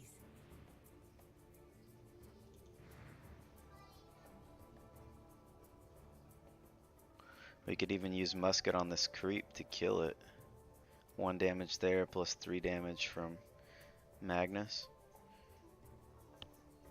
Or we could use it on this creep as well, but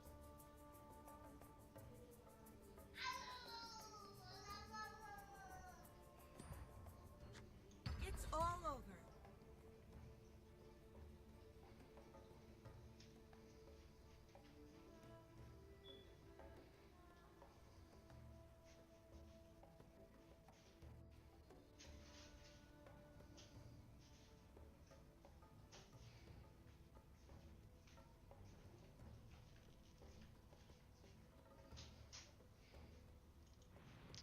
so we can Verdant Refuge then into lane 2.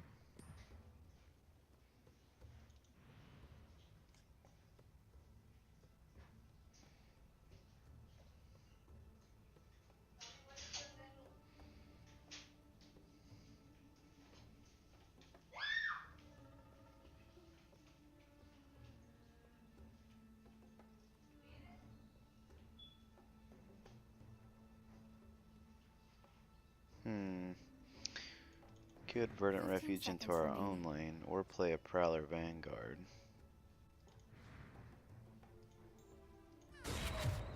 You can't hide from me.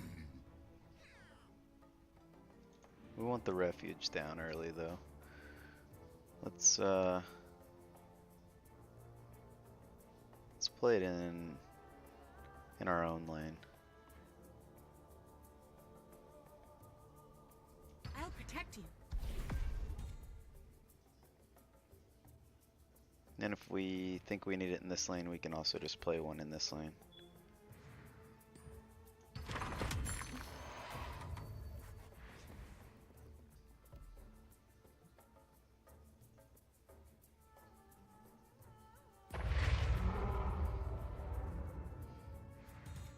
Okay, he's getting Lycan out of here.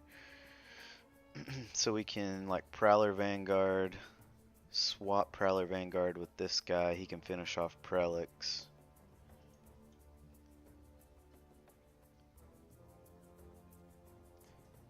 And it would save this creep because of the one Tell us armor. what you need, Shaman. Hope this works. We need to look after one another. Okay.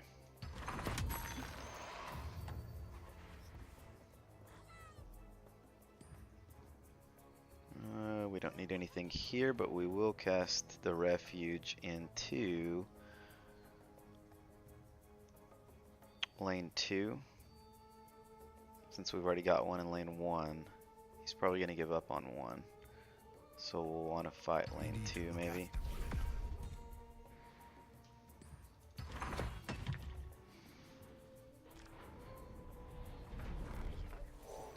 Ooh, the Hourglass. And a Healing Salve.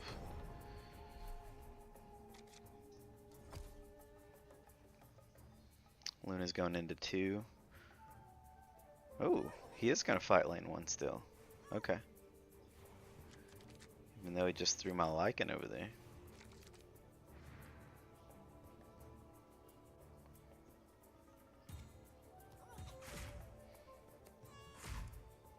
Cleansing Rite. Yeah, I don't know that that card will ever get cast. You are about But to you never witness know. something Maybe in a incredible. red deck that uses a lot of minus armor and attack cards. Alright, Enchantress could use the Healing Salve.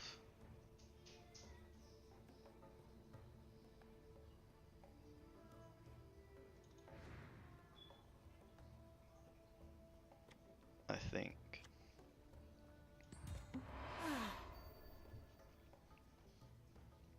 We have the superior position.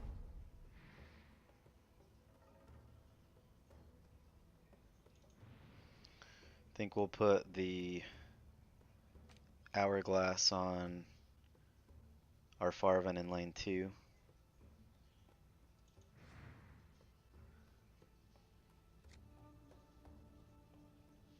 We'll save the Divine Intervention. Do we need to juke? 15 Don't seconds think so. remaining. Actually, we probably want the Hourglass on the Lycan here, right? Yeah. 5 seconds remaining. Squeeze it. Okay. Now we could Divine Intervention, but I don't think it's worth it. I mean, like, he might have Eclipse, but it's not going to like wipe out my heroes.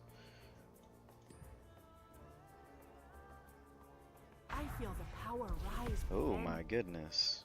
Refilling his mana all day long. Between the Magician and the Sanctum, he could cast multiple Eclipse in the same turn if he wanted to. It won't be this turn though, so we'll save the Divine Intervention for like next turn. The tide is with us. Barracks here too, my goodness. He just went off in this lane. Yeah, we're gonna save Divine Intervention for next turn there.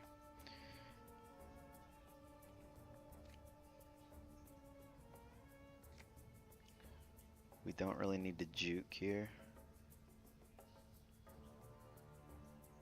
We'll see what he does with the Rookery. That guy's going to die anyway though. Okay, he didn't use the Rookery. We're not going to do anything here. He's given up on that lane. Fully heal unit? Okay.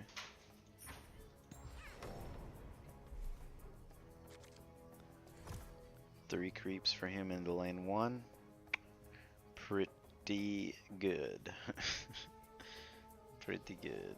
Oh, okay, he's gonna come over and fight in lane 2 though. So he completely gave up on lane 1, or lane 3. But he's gonna try to fight in both lanes 1 and 2. So we just need to pick which one we want to push in, and since we have 3 heroes in this lane, I think we just Divine Intervention in this lane and push here.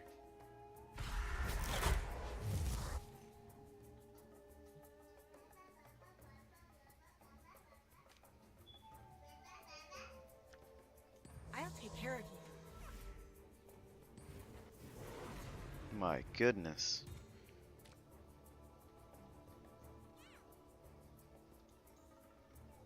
Think you can stop the great madness?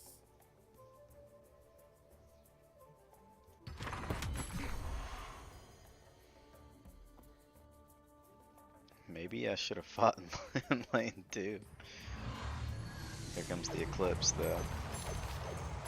Whew. The hero's alive, so there's that. We can Fountain Flask him to heal him.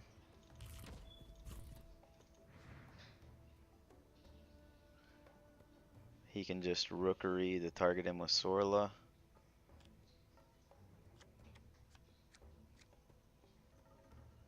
We could juke. Thanks.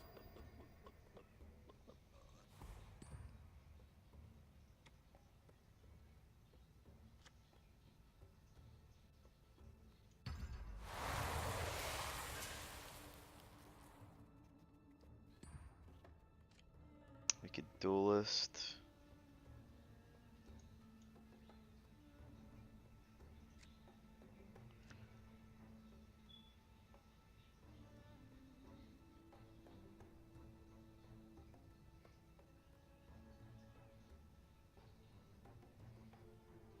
Which one? Put it in front of the creep or put it in front of... Well, he can message Rookery and kill it off if we do that though. 15 seconds remaining. Messenger Rookery. Probably... well, it would save us some damage though. 5 Let's try seconds it. remaining. We'll see what 3, happens. 2. Put it in front of the creep. See if he uses the Rookery to kill it with... Will be your undoing. Oh wait, never mind. He's not gonna die because of the Verdant Refuge. Okay.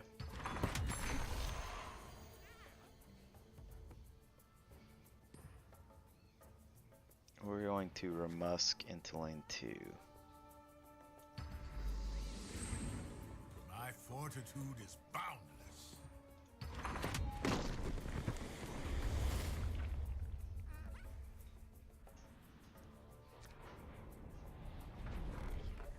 $3 gold. Do we want the heal unit?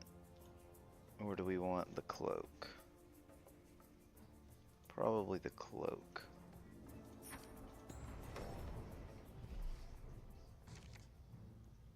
Duelist plus Thunderhide might let you 80 lane 3?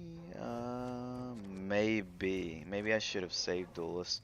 I was thinking about slowing him down in lane 2, but you might be right. Like, he's put... Lane 1's at 12, and I think he's definitely getting the lethal there. So I have to be careful that he doesn't get lethal in lane 2 also.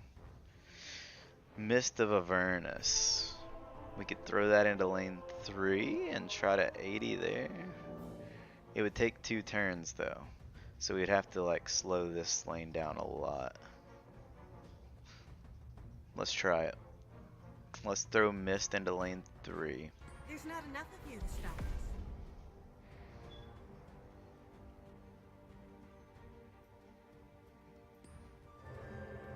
Okay, he's getting Farvan out of this lane. I guess I should get one of my heroes out. No, I don't have a way to though. I have a cloak, not a portal. Nothing really that I need to block here right now because he's not lethaling it. So I'll save the cleric for like blocking in lane 2. I think we just leave this lane as is. See what he does with all this mana. Okay. We do have to slow this lane down though. So, cleric probably.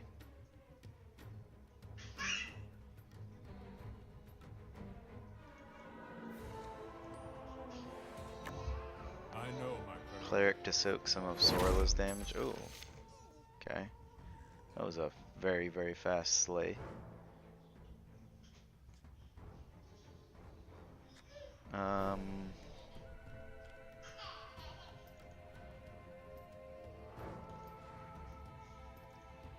Guess we got to keep this guy alive.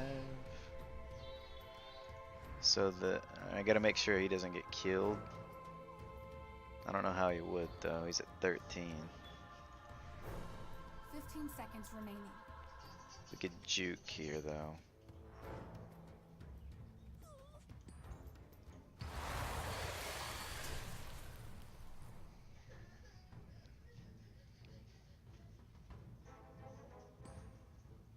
Okay.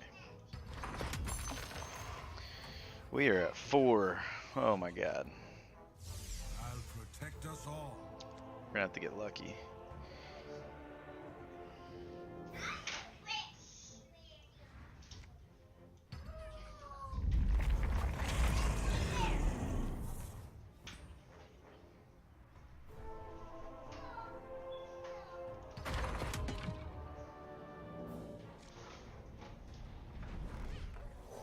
$9 gold. We want the heal. Maybe even the armor. Alright, we'll take the cloak. What's below that? Okay, so we'll just take the other 2 then. This is going to be close. This is gonna... Look! Oh yes! Both creeps went into lane 2! Both creeps went into lane 2! Look at that RNG. And we said we're never lucky. I hope I draw another creep though, because if he kills one I need... Ooh, intimidation. That's pretty good too. I will do anything to look after my people. Okay. Guess we just save all of this. We could shoot something. Wouldn't help though. Okay. We just intimidate. He made a mistake not killing 1 last turn and being able to focus on 2 this turn. Yeah. Well, I mean, lane 1, he can do pretty much whatever the hell he wants in lane 1. There's no way I was gonna stop him from lethaling it this turn. So he could still focus on 2 this turn, but I got lucky with the creep spawns here for sure. We're safe now.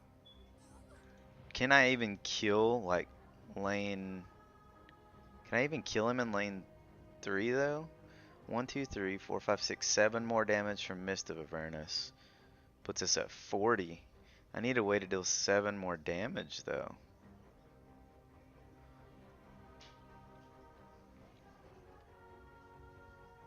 Huh.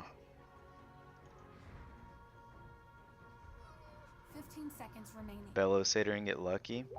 Or I could intimidate. Like, so he's got lane 1 here. Maybe I just intimidate one of his heroes out of this lane. And then bellow my satyr. Like, try to get lucky twice. Intimidate and bellow, both. So we would need to intimidate out the Sorla though. Or we could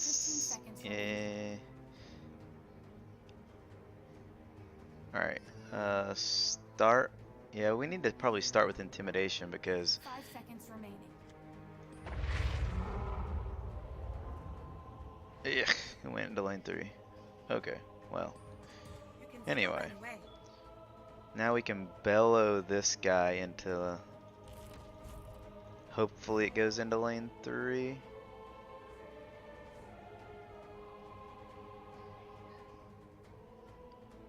We leave ourselves vulnerable in this slot though. he has a Slay in lane 3, that would suck too, wouldn't it? Oh, that slot goes away? Oh, okay. 15 seconds remaining. Let's try it. See what happens. Go to lane 3. Go to lane 3. Oh, you Be stronger now. stupid satyr. Alright, we're just gonna throw... We need this guy to stay alive now more than this guy, huh? Alright. We will pass. I will show them the strength of the Prowler.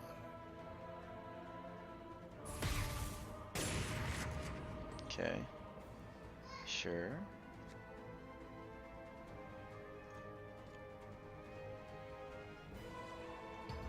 This couldn't come at a better time. I won't hide from danger.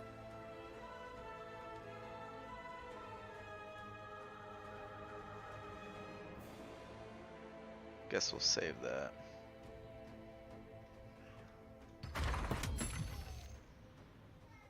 I mean, at least we're like slowing down the 80 in lane 1, right? We got, if it's gonna go in lane 1, at least it got paired up against his biggest creep as well.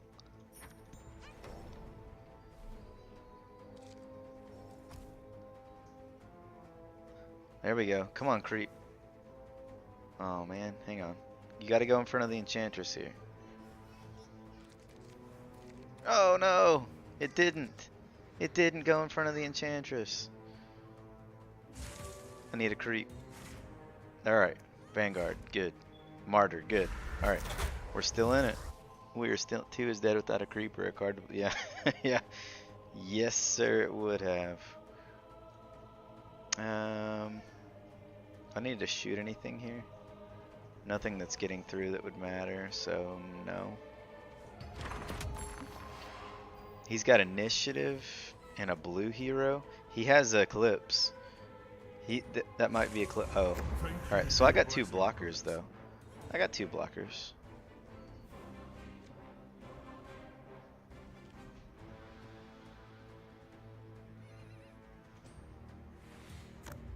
My life is irrelevant. The cause is The ancients aren't welcome here.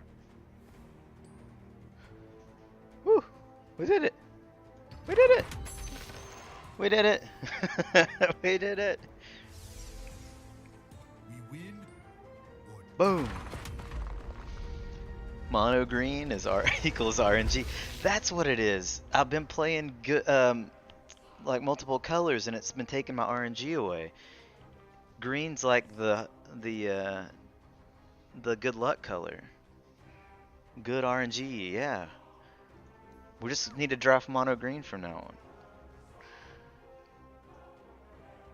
He had 2 Thunderhide, Champion, a Lost in Time.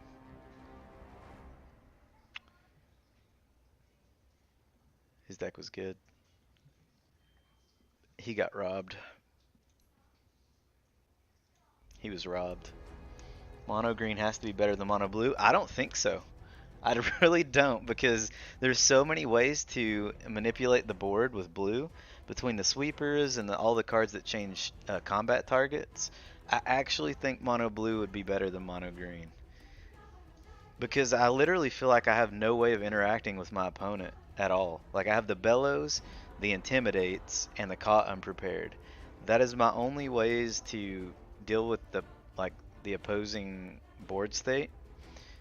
And it's all like, all that is not really good either, because you can't control where the Bellows and Intimidates go, and the Caught Unprepared is easily countered if they can just buy 1 item. So I'm literally like not able to interact with what my opponent's doing at all. All I'm doing is playing creeps, buffing up my board, and hoping that I can like get through 1 lane. Storm Spirit? Yeah, that's kind of bad. I mean, but his other black heroes are awesome, and he has a Bristle. Okay, he didn't get the Bristle placement. That would have sucked on my Enchantress. But he did get the Assassin on my Farven. Unfortunate. The Oracle sealed your fate. Maybe I used up all my RNG.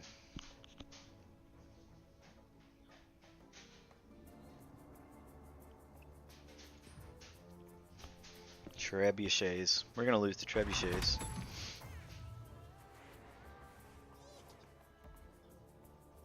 I really wish I had one of my Avernus's blessings here so I could kill this sniper.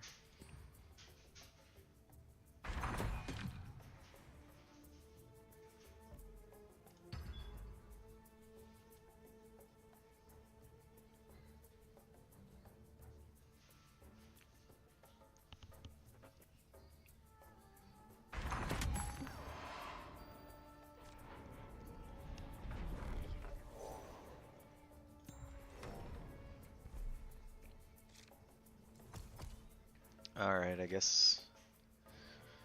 Yeah. I guess I have to go back into lane 1.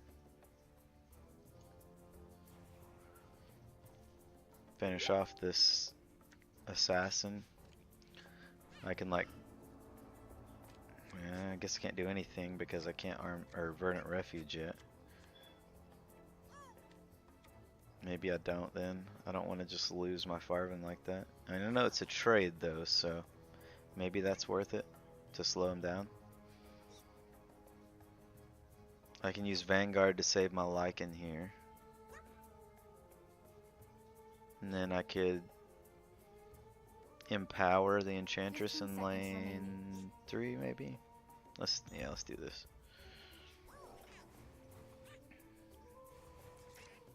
Oh, I didn't even get paired up against the assassin because he put Keef there.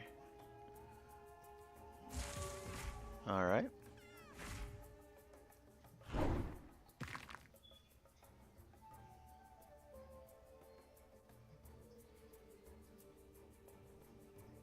Could arm the rebellion here.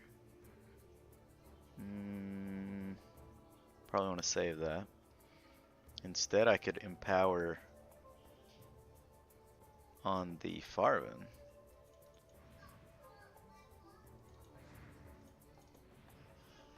That seems pretty good.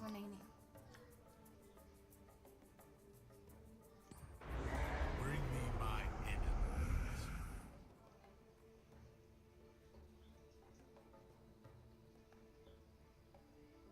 Depending on creep placement here next round, I could even juke and like help finish off the assassin or something. If I get a creep here, he gets a creep there. I could do it now, but it's not killing anything. I'm gonna lose my creep. Tyler Estate? Who the hell plays Tyler Estate?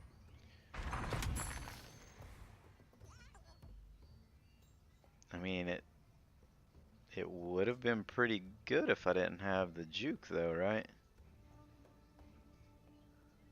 So I won't be juking in lane 2 then, or lane 1 next round then, because I'm gonna save Lycan here.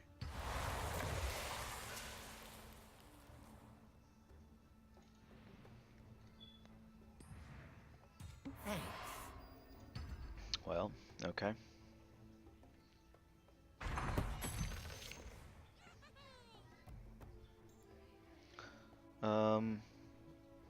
We could arm the rebellion. That doesn't really do anything. I think we just Vanguard here. Vanguard this side to save 1 damage on this creep. Here to protect.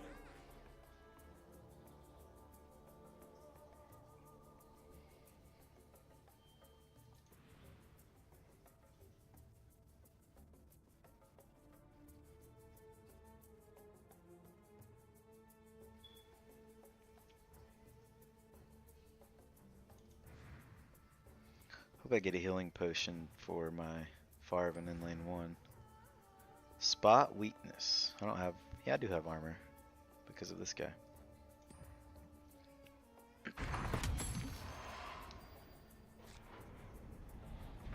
Alright. Can't buy anything. Didn't get the healing potion. Alright. So we want what? Farven... lane 1 to go up against the assassin, and then maybe divine intervention here. That's what we can do. Both heroes get paired up against his, but then I Divine Intervention and save both mine. That seems good. And then we'll put Magnus lane 2. Okay. Storm Spirit for him goes into lane 3. Alright, so this is going to be cool because now I can Divine Intervention, save my team, kill off both his heroes. Hopefully. That's the game plan.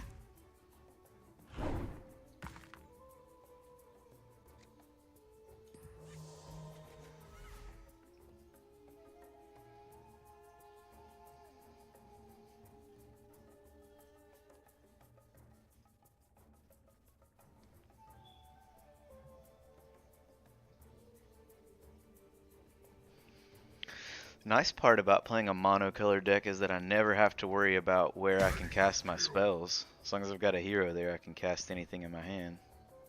So that's pretty cool. I just wish it wasn't mono green. I'd rather be like mono red or black.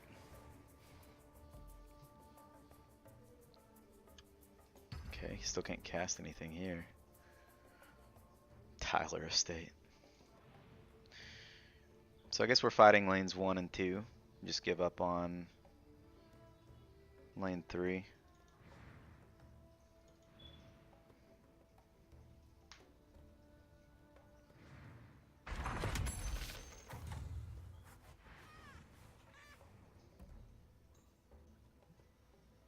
We could Caught Unprepared on like his bristle though. That would slow him down quite a bit.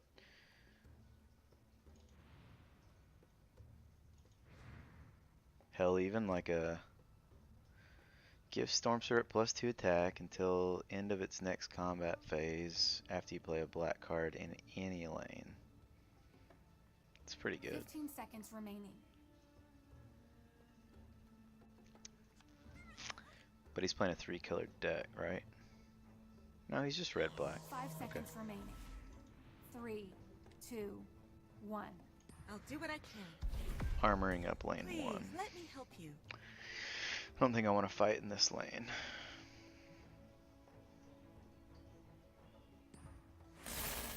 I makes a sisterhood proud.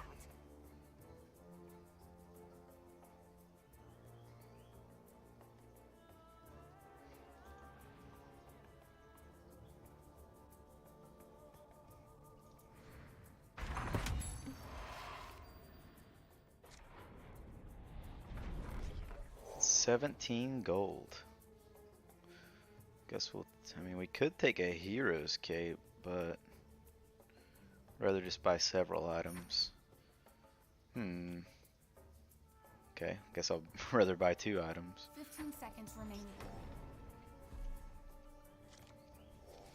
Alright, Keith going back into lane 1, or is he fighting in 2?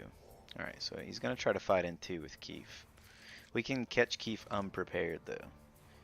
Keith, you were not prepared.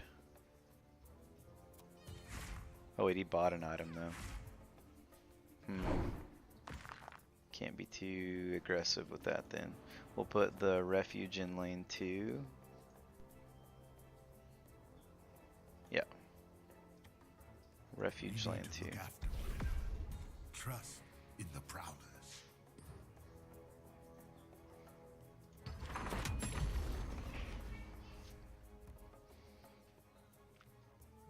Alright, will he play an item on Keith? If he plays an item first, so I'm going to play like my items out first to try to bait out this item. Unless he just goes ahead and plays it right at the beginning. And then once he plays that item, I can play Caught Unprepared. It'd be nice if he played it first, then he wouldn't be able to cast any spells this turn with the 4 mana. Alright, so he played Pick a Fight.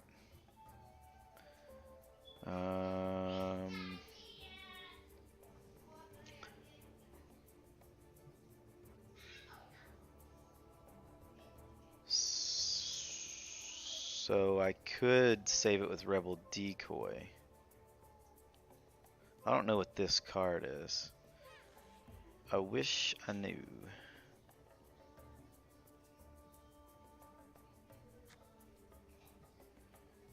Seconds remaining. Start with the Red Mist Maul here.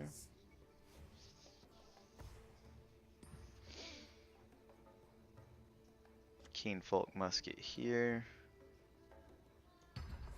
I'll tear my enemies apart. Do I Caught Unprepared? What if he plays the item there? It's either that or I Rebel Decoy and save my Lycan. Then my decoy dies. But he won't get to buy any more items, so that's nice. 15 seconds remaining. Could be a portal. He could have bought a portal. Or even a potion. 5 seconds remaining. 3. Let's see. I'm cannot doing it. outwit me. Don't have bought an item. Come on. Yes! It wasn't an item. Alright.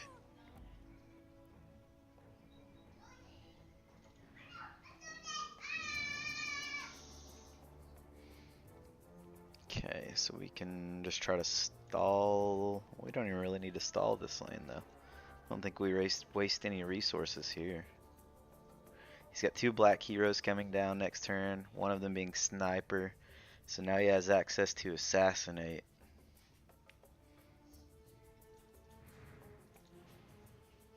And the Sniper's ability is off cooldown, so he'll probably put it here to try to kill off the Lycan. And he has initiative too, so he can do that. Damn. If I had something useful to do here, I would do it just to try to bait out initiative, but I don't. No, nothing useful here. So he's going to get to kill off my Lycan with the Sniper. Sniper's going to go lane 2, probably both lane 2. He's just going to try to fight and keep this lane, I think. But he can't buy an item, so Keith is still going to be stunned and die. Oh wait, he is? Wait, why would he put Sniper in lane 1? He could have killed off my Lycan in lane 2. I mean, I know he can kill off Farvin here as well, but this lane is lost for him.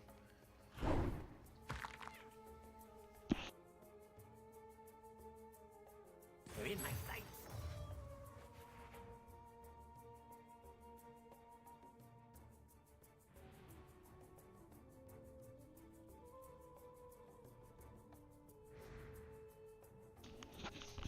I'm going to keep initiative here and intimidate this Phantom Assassin out of lane 2. I was going to play something, but the way that he did... Well, he can still assassinate though, right?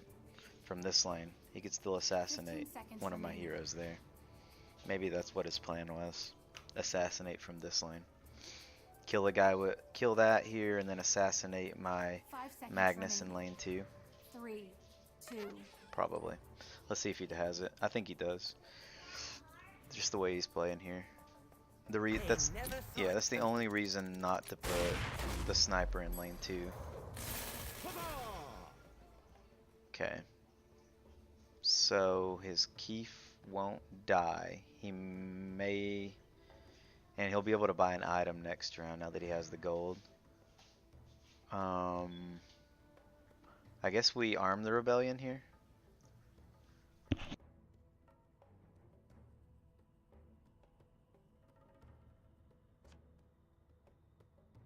Fifteen seconds remaining.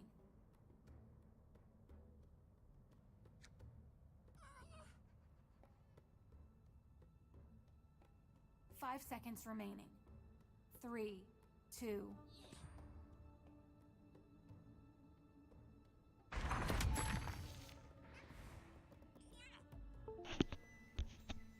Alright, so I think I still have to intimidate the assassin out of this lane. Otherwise he could just have another assassinate and kill off my Lycan here too. Which I guess he can just do that next turn from lane 1 also. 15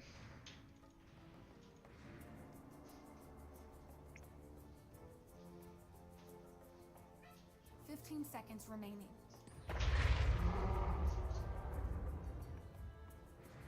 Okay, both heroes and black heroes in lane 1. Well, nah, he's got Storm Spirit in lane 2. So to say that means that he can only assassinate from one lane now. But no, he's got the Storm Spirit. At least I keep Lycan alive just a little bit longer. Oh, he's just abandoning here? I wonder if that means that he is going to redeploy here though. Maybe it was just to save him from the stun.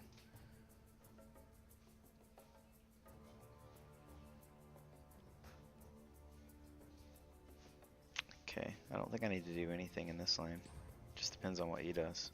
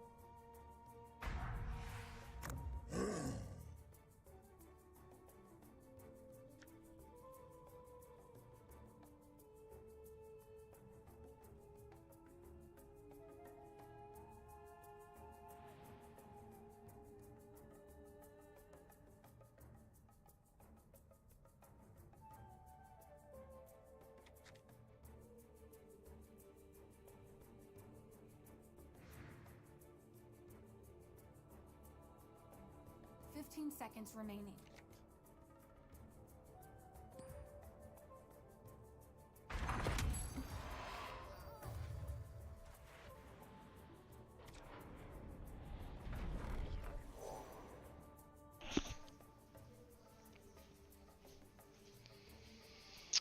Six gold.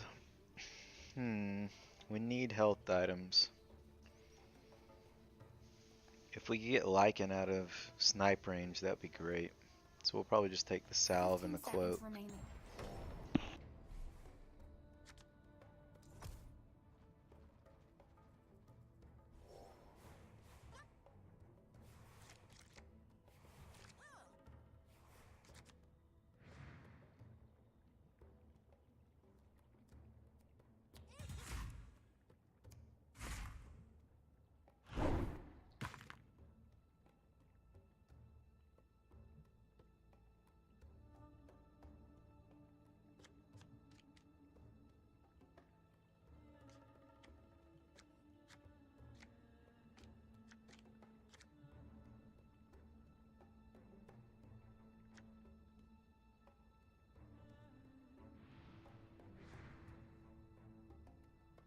Fifteen seconds remaining.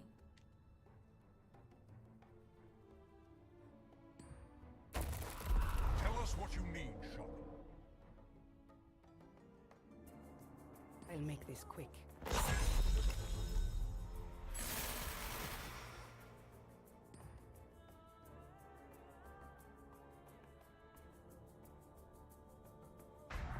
Good. I don't like getting killed.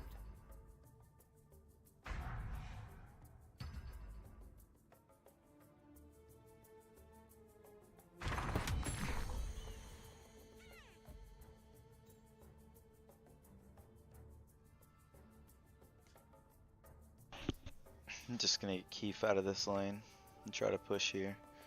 Should be able to heal my Lycan up past snipe range now.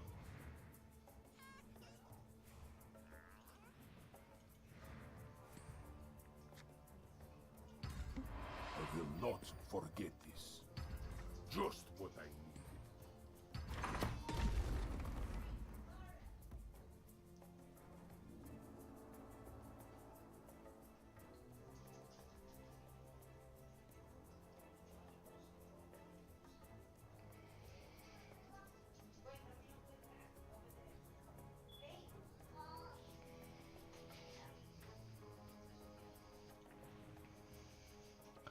3 heroes coming off of the fountain next turn.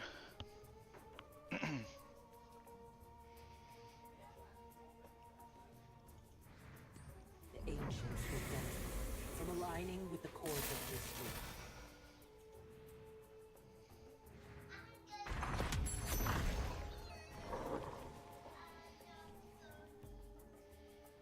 So go like 2 of them in lane 2 and 1 of them in lane 1.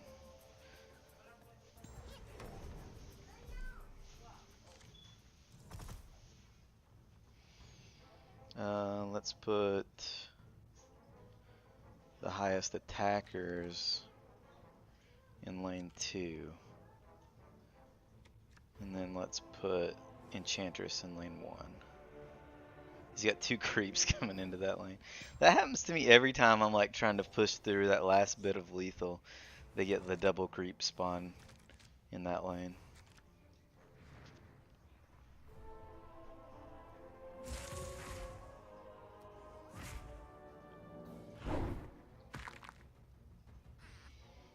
Alright, we have 1 hero here. I think we arm the rebellion before he kills it.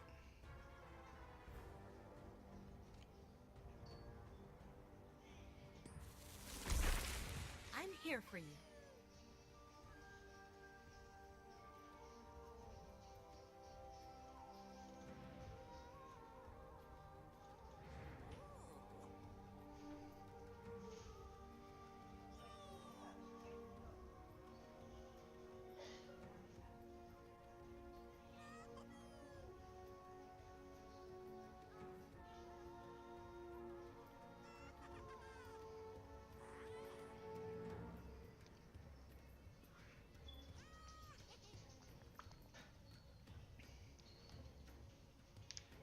No one is beyond my reach.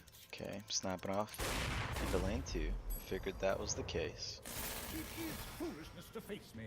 So we'll have 7 mana there. We can go Savage Wolf, Rebel Decoy, and get Decoy the, well, we're getting 5 damage from the Maul there already anyway.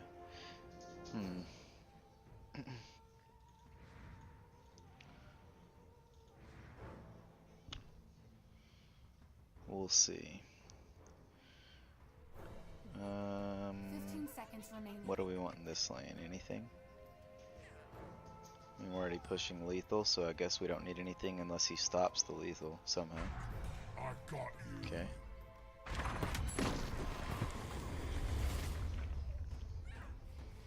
Okay, so we start with like Savage Wolf here. Come, my friend.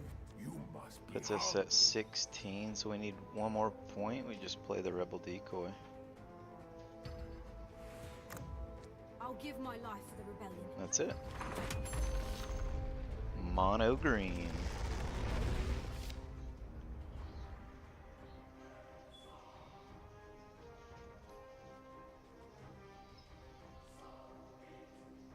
The 2 Tyler Estates. I do not like this card at all. This is probably one of the reasons why he lost that game, was Tyler Estating into lane 2, and then me being able to play my cheaper cards to take control of that lane. He's playing Arcane Censure too. He's just like deprive 1 tower of mana or something. Ew, he was playing Path of the Bold. Eee. I don't like the Path cards in draft. I could have used the green path though, because all my cards are green. Oh man. Your best card is RNG and Tyler Estate is terrible. RNG is my best card. You're right. We're 3-1 with a mono green deck. And we almost won that game that we lost. The first game that I played, I thought I won it. But that coordinated assault, he just went off and played a bunch of black spells and was able to 80 that first lane on me. And I didn't really take that into consideration. Alright. We can Remusk into this lane.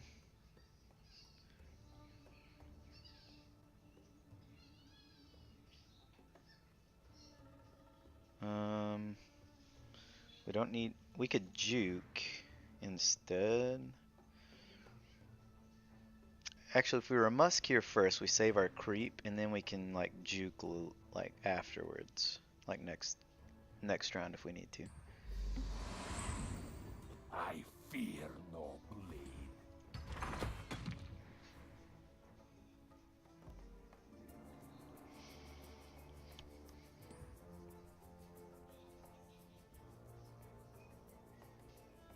We could juke here and have Farvin fighting against Enchantress. He's only dealing 2 damage to her a turn though. Nah.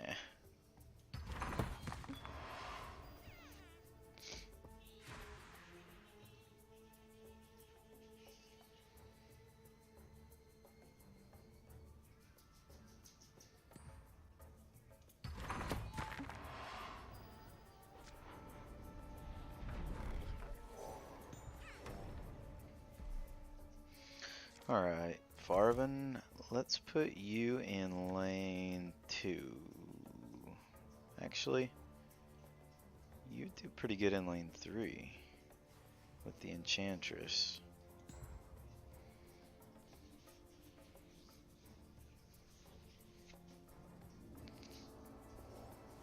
Alright, put Skyrath in lane 1.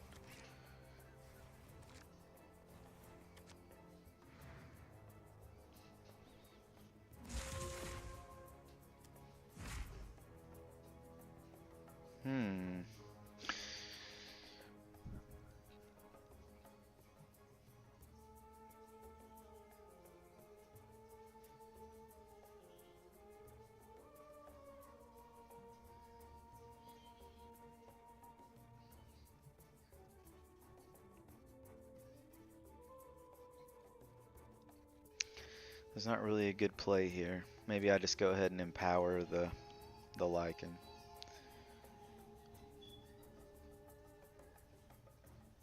Yeah, it's probably the best play I've got here, is empower on Lycan.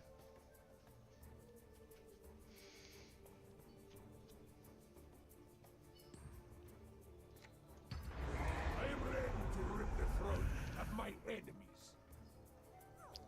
The interesting part about empower too is that you can use it on creeps.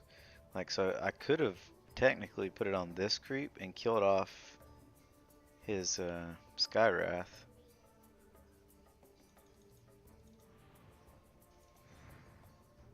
But Lycan, as he dies and comes back, he'll keep that, so I think I'd still rather have it on Lycan there.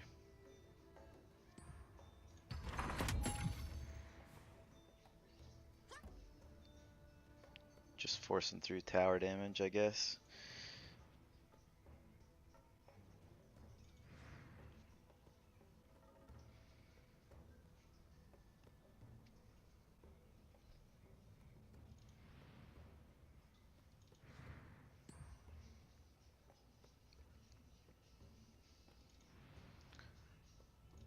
I'm gonna go ahead and drop a Vanguard here.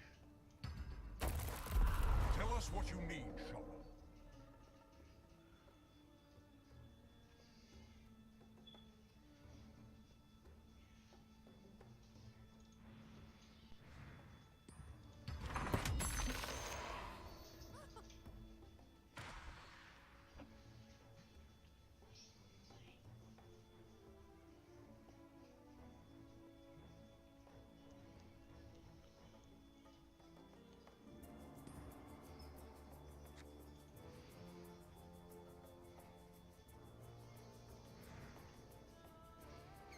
Drop a Vanguard here as well.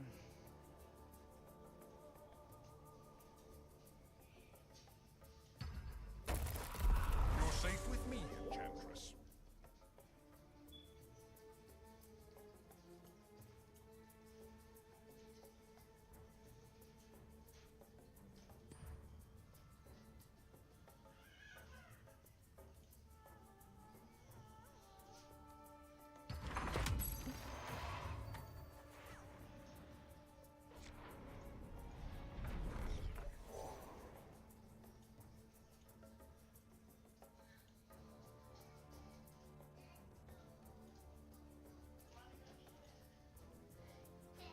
$7 gold. Do we want the broadsword? 15 seconds remaining.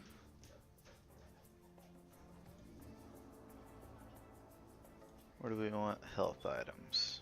His heroes are not 5 very seconds high remaining. health. 3. Broadsword would allow 1. us to like one shot pretty much all of them. Alright,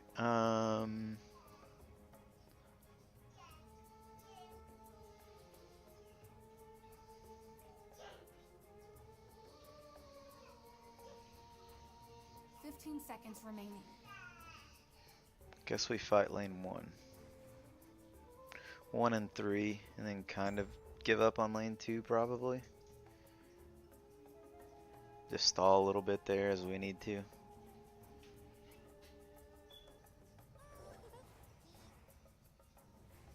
He's fighting lane 1 pretty hard though.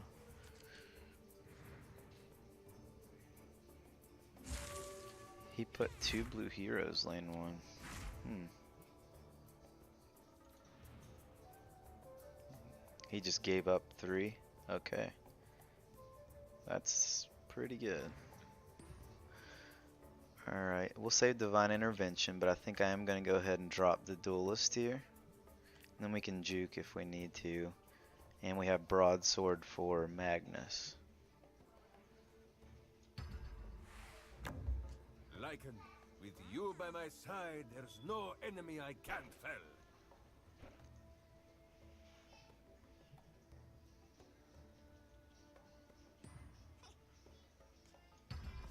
I won't be denied victory.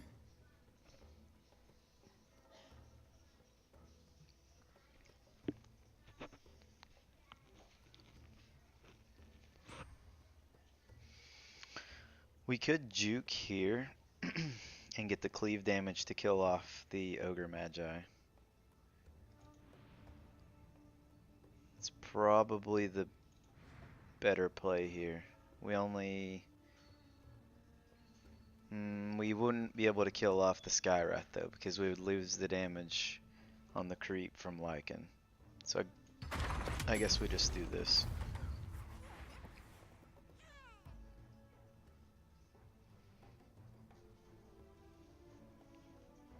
Just continue to stall in lane 2. We don't need to play anything.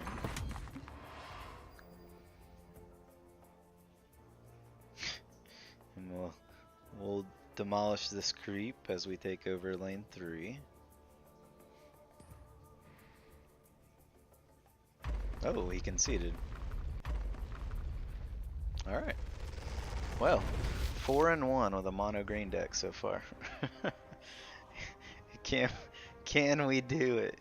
Can we make the meme a reality?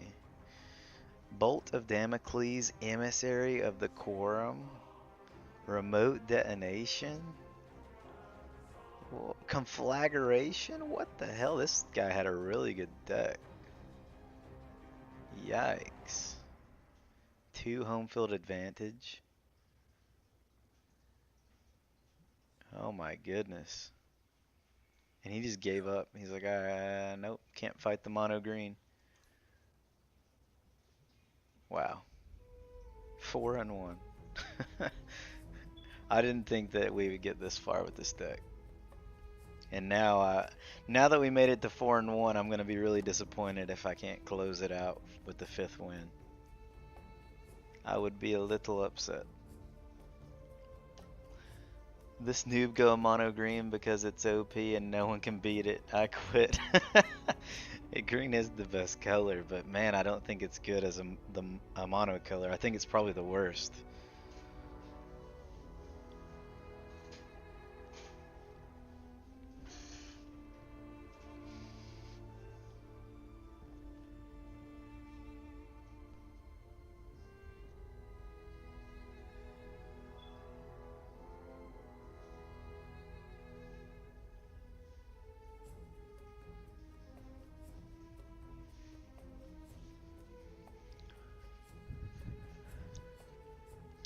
Red, black, green, then blue for you. Oh, as like mono colors if you're gonna go mono. Mine would be the same order except I would put green last. I think I would rather be mono blue.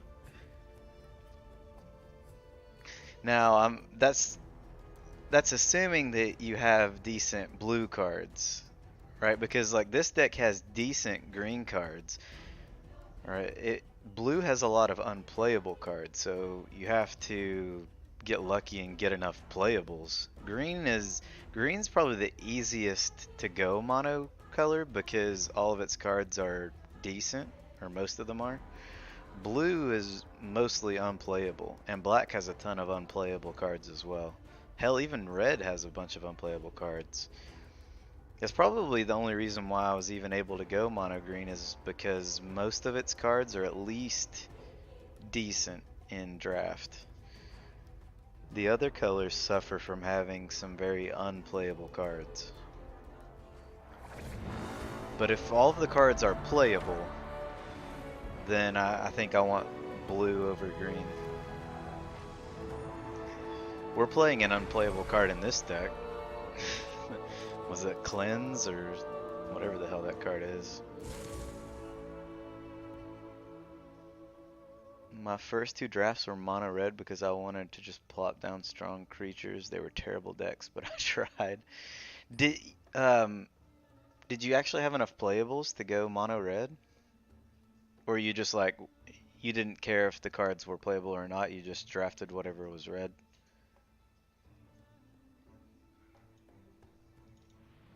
Let's see. I guess we can decoy in this lane. None of the other lanes look that bad. We might have to decoy Lycan in lane 3 though. 15 seconds remaining.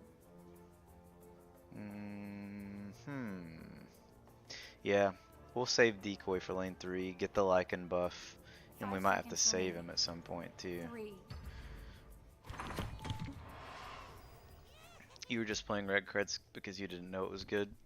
Yeah, that's fair. The first time I drafted on that draft simulator, like when I first found out about this game, started watching a little, some streams and somebody linked the draft simulator. My first couple decks were mono red also, and I didn't know what cards were good. I was just picking whatever was red. And then as I watched people play games and realized that most of the cards I was picking were very, very, very bad, that's when I started drafting multiple colors.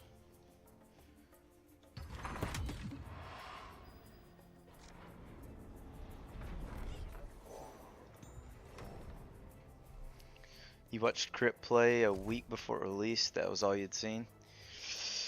I can't remember if I watched Crypt play at all. I was watching Savage, or Savich, or however you pronounce his name, him and Life Coach from Hearthstone. I was watching them play the beta.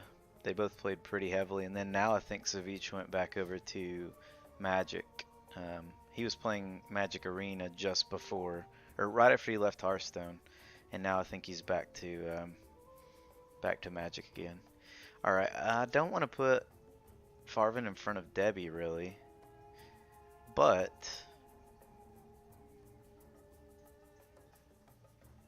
it's lane 2's 15 seconds remaining. got 2 creeps going in lane 3, so he's not going there. I think Debbie might be fighting lane 1. 5 seconds remaining. 3, 2, 1. Alright, we'll fight lane 1.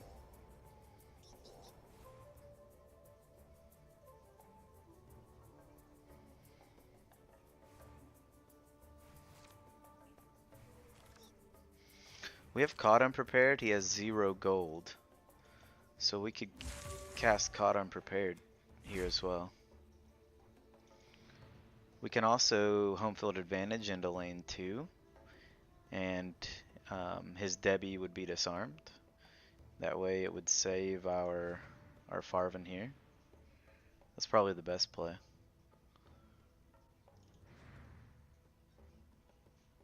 Otherwise, we're just playing Caught Unprepared. Oh, still strength. Okay.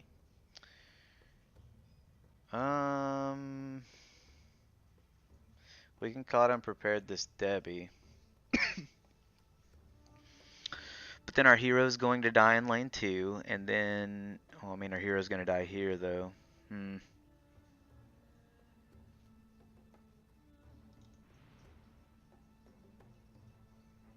I guess we just 15 caught seconds unprepared into this Debbie.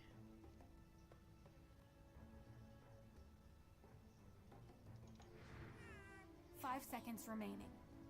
3, 2, 1. I'm just gonna home field advantage lane 2 and let this happen.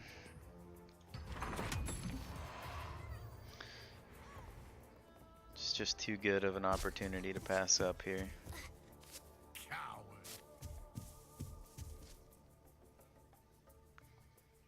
Now he's got 7 gold though, so... Oh, modified my tower. Damn him. I was gonna play the creep there to finish off the Debbie. Alright, well,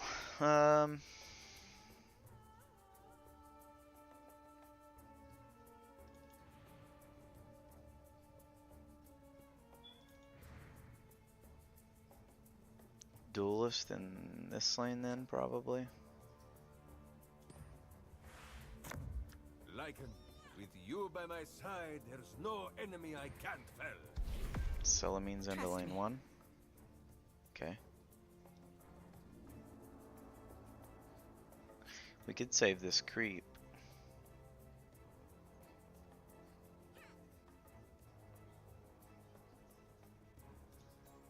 I'm lucky I'll survive this.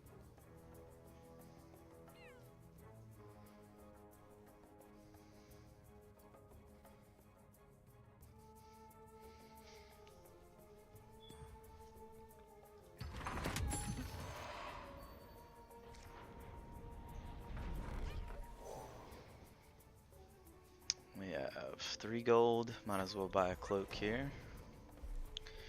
And then I guess we want to fight lane 2. He's got Celamine's favor lane 1. He's got the protector. I've got 2 creeps going into lane 1 though.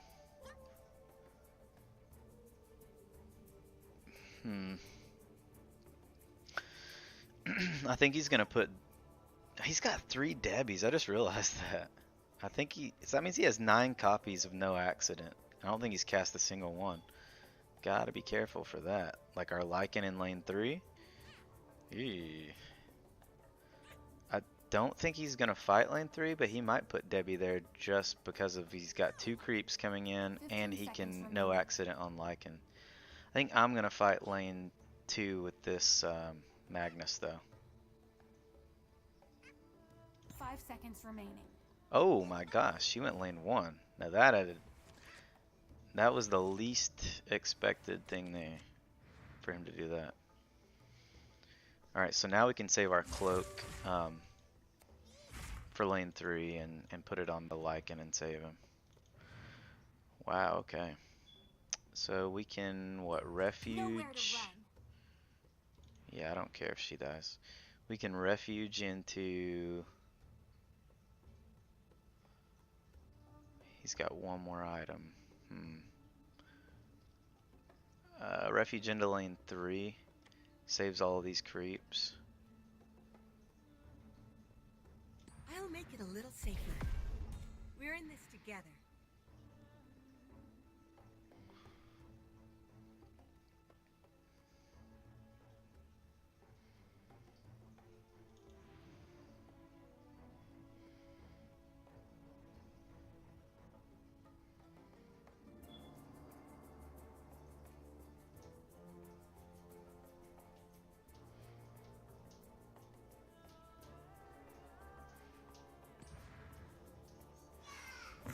Here to fight.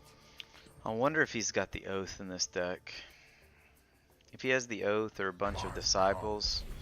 Oh man, he's trying to 80 this lane, isn't he? That's why I put the other Debbie there. He's going for 80 this lane.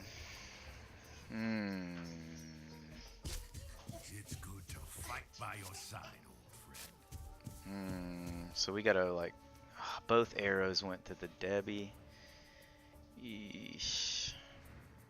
So I guess we got a Caught Unprepared in lane 3.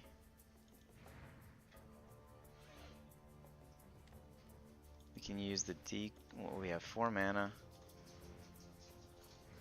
Probably just need to go ahead and push this damage 15 seconds remaining. from the cleric. By helping myself, I'm helping all of us.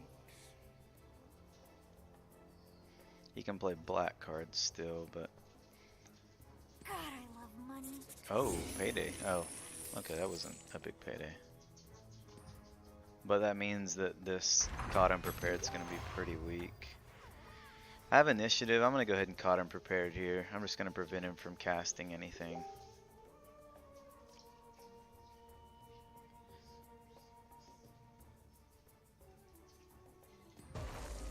Better men have tried to. He might have an item here. You He didn't had give it. me any So he had the choice. cloak. Okay. Perfect. I should have cloaked here first. That was dumb.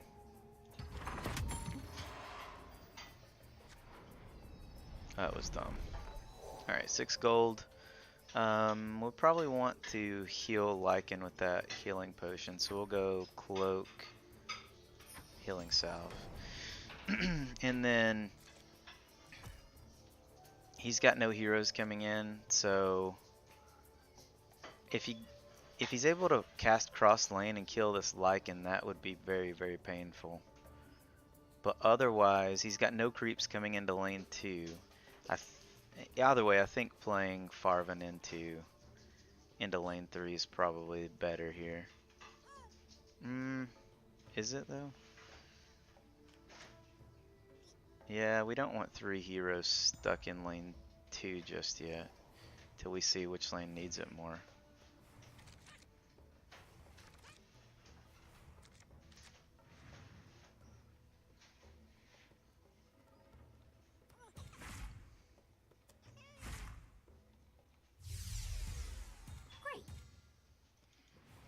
Okay, we got Mist of Avernus. We can mist into lane 3.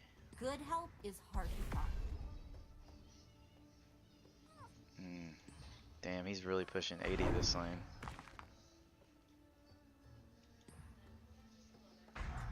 Ready to get to work. Keep me safe, friend. I wonder if he has the oath. Is that beeping chime noise on your side? Beeping chime noise? Thanks. I don't think so.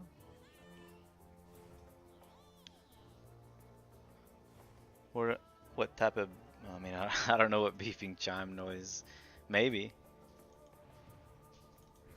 I have my headset on though, so it might be like something that the headset's picking up.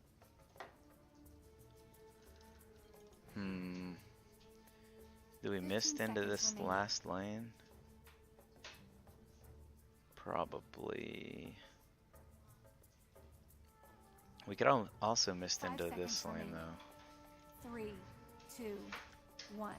Let's do this, and we'll mist into To trust the prowler. this lane.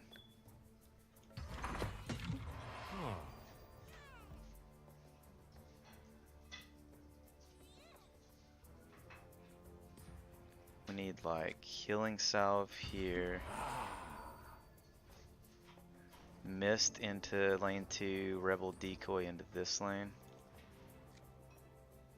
The prowler's might is unequal.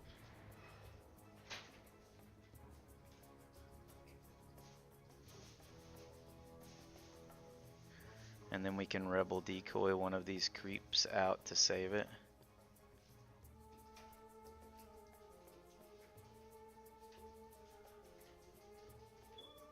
We can actually we can decoy both of them out.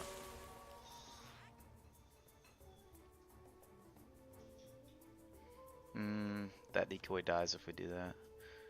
Okay, so we'll play a decoy.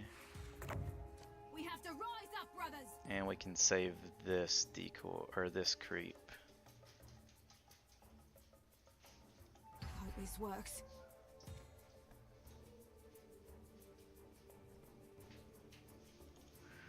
Alright, that's the best I can do here.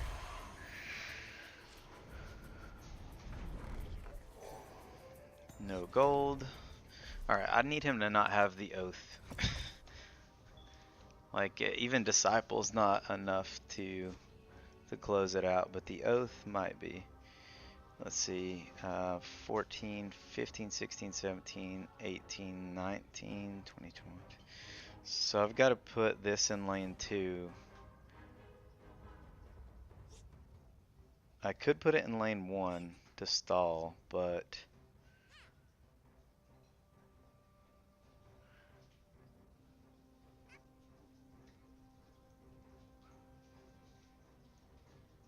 if I don't lethal this turn, it's not going to happen. Like, he's still going to win on that lane the next turn anyway. So we just have to try to lethal here. He's trying to block lethal in 3. That's interesting. I was worried about getting lethal in lane 2. And if he has the oath, he just wins here anyway. Arm the Rebellion's nice. Alright, does he have the oath?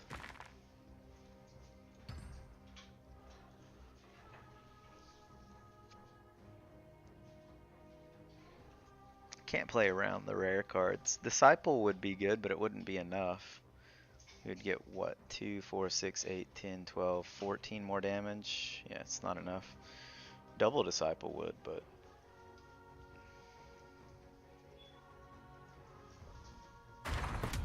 okay. So as long as I can manage to so I've got lethal in this lane and I have initiative. So let's close out this lane, and then in lane 3 is where he's trying to stall lethal. Don't let Rix lead. We've got 2 decoys that can get things out. So like I can pull out this satyr into one of these 2 lanes. I think we start with the Arm the Rebellion, and then we put the cloak on Farvin. Yeah, we'll start with Arm the Rebellion. We will not stop until they are destroyed. It also saves my creeps from This'll no help accident. the job. Perfect.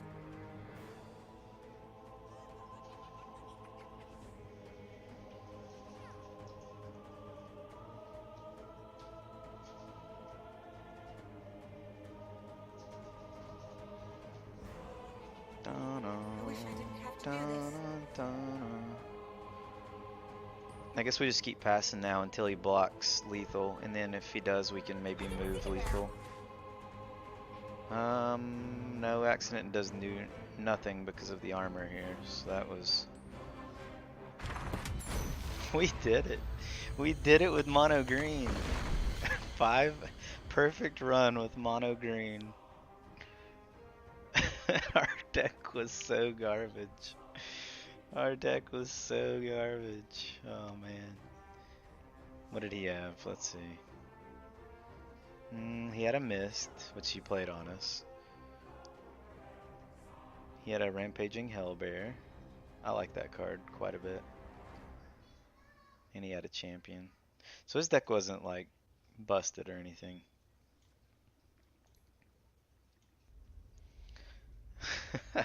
Perfect run with mono green. Let's look at this deck one more time. We had 2 Juke, 2 Bellow, Martyr, an Avernus' Blessing. The Mist of Avernus was great though. The decoys were great. 2 Ramusk was very nice. Arm the Rebellion. 2 Caught Unprepared. They were mediocre. I think it's a fine card to play, but it's kind of unreliable. Cleansing Rite. We had to play a Cleansing Rite as our 40th card because once we added everything in, this was our only green card remaining in our pool. It was this, or we had to play another color. So we played the Cleansing Rite. Never got to use it. Home field advantage. Duelist. Like the rest of our deck was pretty good. It wasn't. There was nothing in here that was busted though. We had 3 Intimidations, 2 Clerics, 1 Thunderhide pack. Damn. I'm Not sure how we got the perfect run with that deck at all. But we did it. We did it. 7 perfect runs. That's awesome. That feels pretty good to take a mono green, very mediocre deck to 5 wins.